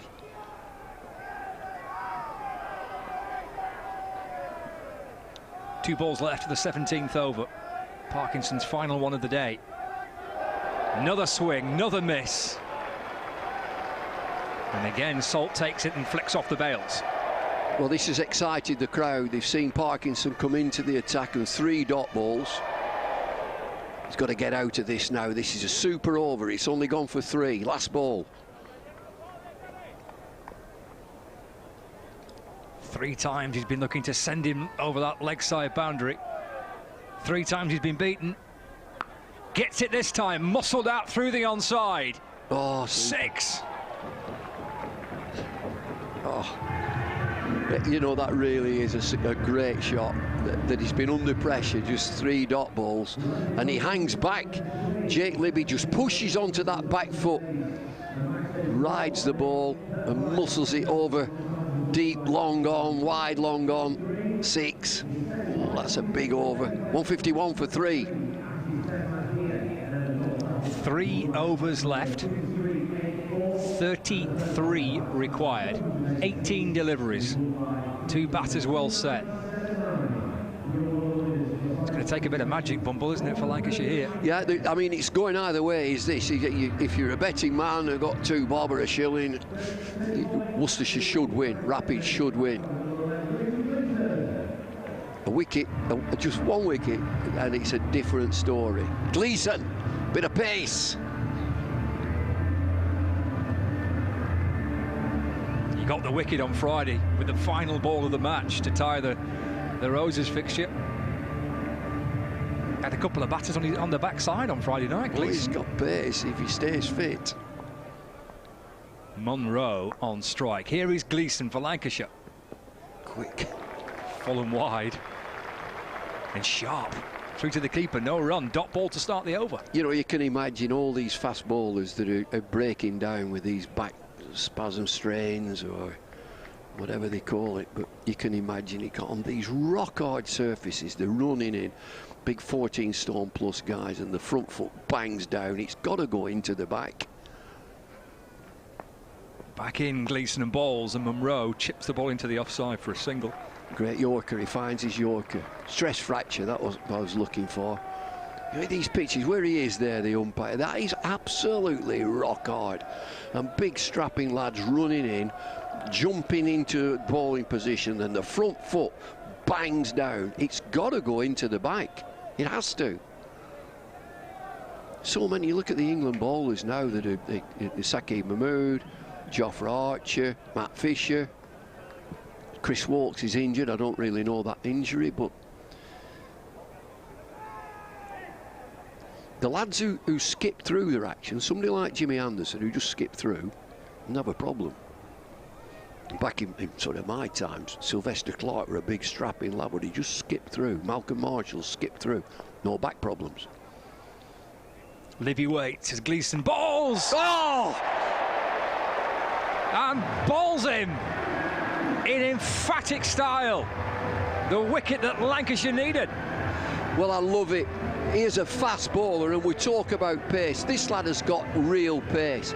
He's hit his Yorker there 3 times. Well, it's such a skill. Not only has he hit his Yorker, but he's hit the middle stump as well. Just seeing a replay, it is right at the base of the stump. Now that turns the game. That changes the game. It's Libby. Monroe's still there. Yeah. It was a beauty, wasn't it, from Gleeson? Full, quick, straight. But Jake Libby there, he's giving it the old club cricket to skip off. You know, when you play club cricket, I played a lot of club cricket, the batter sometimes, he'll skip off, the ball, middle stump, flies out the ground. Yeah, okay. That's me, Don. Yeah. And you get a pro usually, like I think of Keaton Jennings this inning, he stood there, he's not out. He's not out, I'm not going, I'm not out. Yeah, you've got to go. But Jake Libby's done the little skip, bat under his arm, off he goes. 152 for 4. Is that the wicket that just changes things? 3 for 18, Gleeson. It's a great story just for him to be back fit and playing. Yorker. Cox clips it to square leg, bit of hesitation. And they do get through for a single. When I worked for that other outfit that I used to work for, I tried to get classic walk-offs. Classic walk-off. Your batters who thump the bat. There's the batters who smack themselves on the pads. Batters who throw the bat. Classic walk-offs would have been an absolute hoot. They wouldn't have it. 31 off 14 is the equation for Worcestershire. Gleeson for Lancashire bowls again. Hit firmly through the offside. Out towards deep extra cover. Come back for 2. Felt like it was probably tighter than what it should have been. That it shouldn't have been two there. It looked as if it was a single. They've took the arm on. It's not the strongest. It must be, and he is strong. If that's Stephen Croft, and I think it is. Gleeson again. How many? 1, 2, 3, 4. Final delivery. No boundaries. 3 for 21. Go out. LBW, Munro's gone. It's the second wicket in the over. It's 4 in the innings for Gleeson. Oh, Plum. That is a super-duper bowling spell from Gleeson. He's trusted his skill with a Yorker at pace. Gets it in. I'd say 5 out of 6 there. Danger man. Munro crouches low. It hits him on the back leg, and his leg is nearly on the ground. Fabulous bowling from Gleeson. 3 overs, 4 for 21, Richard Gleeson. 2 wickets in the over. Just 4 runs conceded. Lancashire needed an over of magic, and that man has produced it. Richard Gleeson, just when Lancashire needed it, when Worcestershire looked firmly in the box seat. You know, you can play that over back. It's in its infancy, this T20 Blast season, but you can play that over back and say that is almost perfection. Team under pressure. Worcester Rapids looking to win the game. Fast man back. Yorkers. Captain, or he would say Yorkers. And he's got it absolutely right.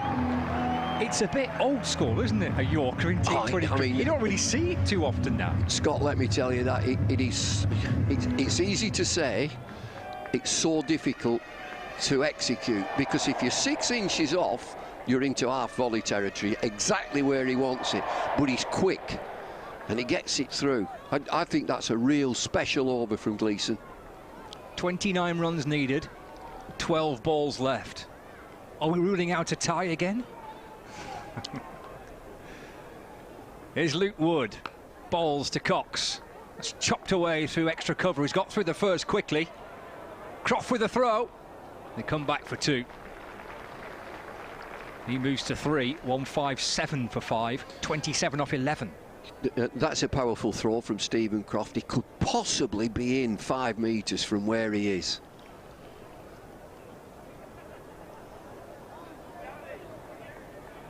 He's all by himself, isn't he? Yeah, well, I noticed that the Rapids fielders were about 20 metres in from the boundary. He's only 10.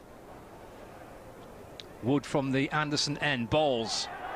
Cox is right across his stumps, tries to whip it leg side, just deflects off his pad, giving us a leg by. 1 run added, so 158 for 5, 26 of 10. Is it 26 or 25? Is it 25? It is. It's 25 off 10. Lancashire all-and-nosed. They're absolutely all-and-nosed here. I think it's 25 to tie and 26 to win. They start the card. This has that been said before? Here's Wood in and bowls, and Barnard hopping across his stumps. Has he run out? Oh, the finger's gone up. He is. Great work from Wood to catch up with it. Now this is special again from the bowler. Following through, it hits the pad, they scramble through for a quick single. Wood's onto it, picks it up, he's damaged his nails. Oh. We've seen his car, we talked about his car. And he's damaged his nails. Yeah, look, physio's on there with a plaster. Give him a plaster! Savlon, bit of Savlon. Great work, wasn't it? Left arm bowler, and it falls nicely for his left arm pickup. See, he's got a plaster on now. Physio's running on. You can't drive that car he's got with a broken nail.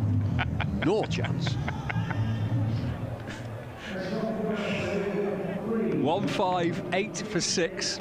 Cox the man run out by Luke Wood. So 26 needed off 9. 25 to tie, 26 to win off 9 deliveries. We got a glimpse of that car, I'm telling you. That colour is offensive. Should have a licence for the colour. It's a bold decision to get, isn't it? It's there again. And that's not doing it justice, by the way. Almost matches the high-vis jacket of the steward. Yeah. Makes some noise, flashes up on the big screen inside Emirates Old Trafford. I didn't have my security pass. You know, you have to have your pass, and I went out onto the field, and he won't let me in, security man. Well, he's only doing his job, isn't it? Well, yeah, I suppose so. I resisted that. Do you have any idea who I am? I own this place. I bought this. I'm sorry, mate. I'm really sorry. 26 off 9 deliveries. There's Luke Wood, in and bowls. Hammered high into the offside. He might go here. Jennings takes the catch. Safe pair of hands. And Luke Wood and Richard Gleeson between them are changing the match completely. 7 down now. Worcester Rapids were winning this at 158 for 3. I think they were 155 for 3. Lancashire have turned it around. And that's what they do. It's what you want a team to do. Right, you're under the pressure, you're under the cosh, you've got to turn it round, and they've done exactly that.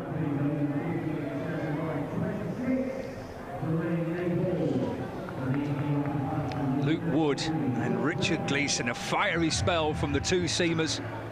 Captain's gone to his gun bowlers. It's worked a treat. Jennings with a good catch, running backwards, clutching the ball towards his chest. And a little smile on the face of Keaton Jennings, all in the day's work. He's on hat-trick. 26 off 8. Wood in and bowls. Big appeal for LBW. But not out, says the umpire, who signals a leg by. There's no bat on that. It's just outside leg stump. Wicket in his previous 2 deliveries. Huge appeal for a full-length delivery, wicket-keeper and bowler, but he's just, we're in a fabulous position here, almost right behind the bowlers. It's a good decision, but he's just outside leg stump when he makes contact. 24 required, 159 for 7. 7 deliveries left, 180, what, got wrong, what we've got? 24 to tie. To tie. 25 to win it. We keep talking about ties, don't we? We've got to get a tie in. Not again. Final ball of Luke Wood's spell. And Barnard tries to ramp it, misses it. Salt catches it. End of the over. 159 for 7. It's time for a sing-along at Emirates Old Trafford. First time today, isn't it? It is. Touching you. Go on, one more time. Sweet Caroline. Wah, wah, wah.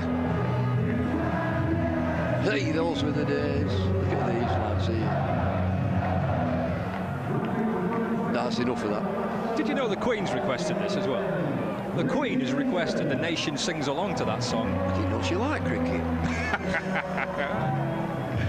25 off 6. Who's going to bowl it? Gleeson's going to bowl the final over. 159 for 7. Well, what a spell this has been from Gleeson and from Wood.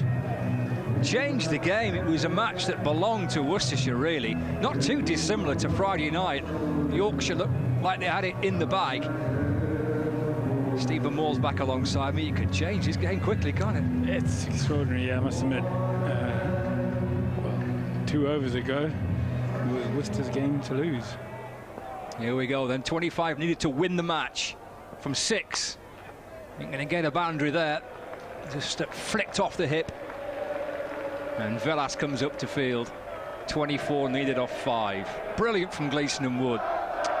Match changing over the 18th from Gleeson, and it's fitting that he gets to close it out now. He's bowled brilliantly. Watching him bowl with the passion he did on Friday night, and he's backed it up again today. In and bowls, and that's heaved away by Barnard down the ground towards Villas, and they'll come back for a sharp second. Pick up and throw. The crowd are involved in this now, aren't they? They're loving it. Pick up and throw from Villas. Gleeson flicks off the bails, boos around the ground now. It wasn't giving us out.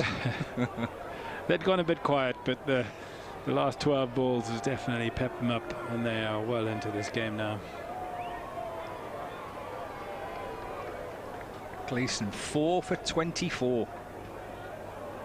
It's a magnificent personal story to be back fully fit and bowling as well as this. Clubbed back over the bowler's head, down towards the boundary. Who's under it? Forget that, it's gone for 6. Good shot that. Ed Barnard, little shuffle back into his crease. That's probably the first one Gleeson's missed in almost 10 balls now. He's got it in the slot perfectly. Yorkers that time just missed it. 16 required, 3 balls left. Gleeson in and bowls, and he's flicked that to short fine leg, and it's a fifer for Richard Gleeson. Take a bow, magnificent work, back fully fit, back with a beaming smile on his face, and back in the wickets. Gleeson 5 for 30. Oh, his teammates have run from all corners of the ground to give him a big pat on the back. Oh, you don't see that very often. 5 for in 2020 cricket. Awesome. Who's your man in your match? Oh, no, that isn't well, he's got to be the man on screen, isn't he? Yeah, Wood played brilliantly, and he's about 4 overs, what, 2 or 3 for 20 odd, was it, as well? 20? If you don't give him player of the match to Richard Gleeson, you are incredibly harsh. That over, the 18th over was the one that changed it. 2 wickets for 4 runs. Shows you can still win the match as a bowler. It's not all about smashing 6s. 16 off 2. Gleeson bowls, and Brown flicks it up towards mid-on. Villas with a very casual jog up. He's in no frantic mood this time. On Friday night, he was about there when he lost his trousers.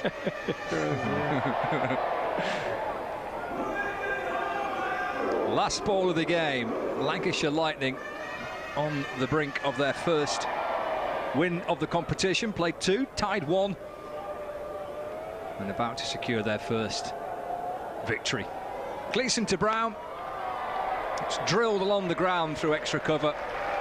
He'll get through for a single, and Lancashire Lightning are up and running with their first victory of the competition. After a dramatic tie on Friday night, they scored 183 again in this fixture, but on this occasion it was enough, with Worcestershire finishing on 171 for 8. So a victory for Lancashire Lightning.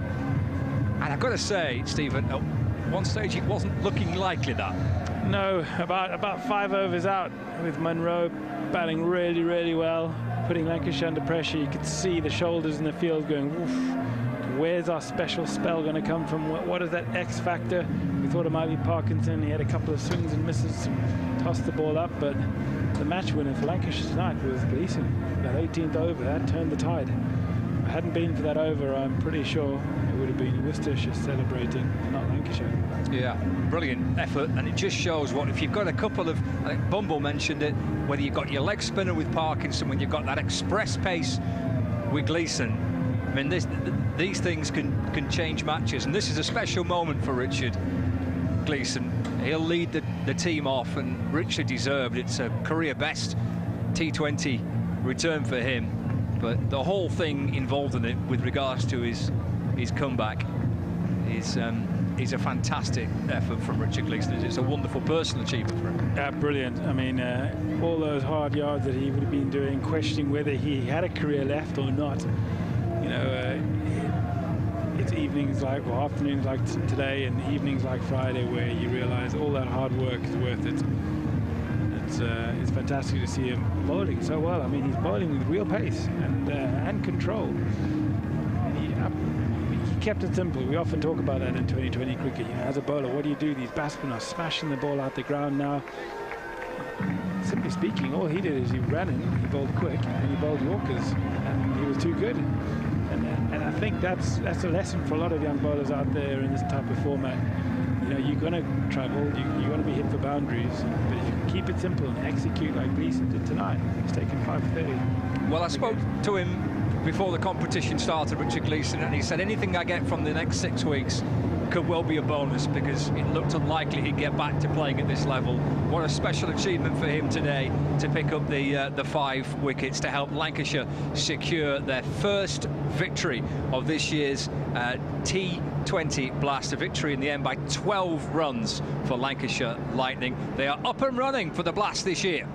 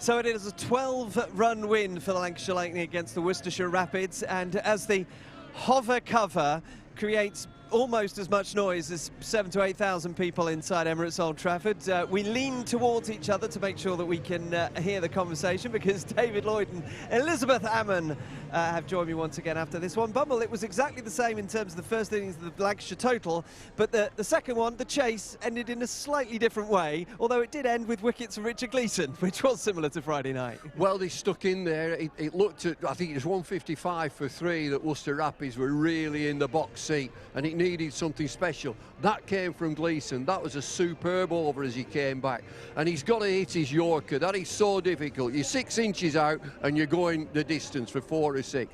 He hit it 5 out of 6, and he picked wickets up as well. So that was a stunning over. It changed the game. As soon as he got Munro and changed it, get a new batsman in, Lancashire were always going to win then. Luke Wood responded, and they've cleaned it up.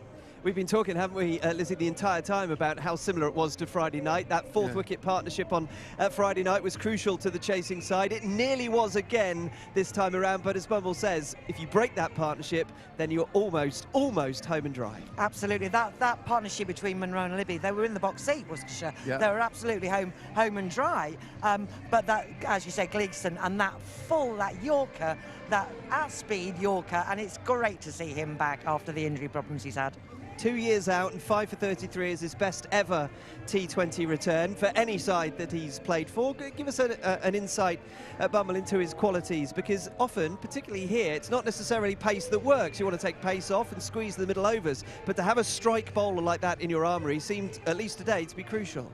If you look at all the great T20 sides, they've had a potent weapon, and that would be a quick bowler. Now, he's Lancashire's quickest bowler. As you say, he's been troubled by injury. He's perhaps the wrong side of 30. When he was at Northampton, he is a Blackpool lad.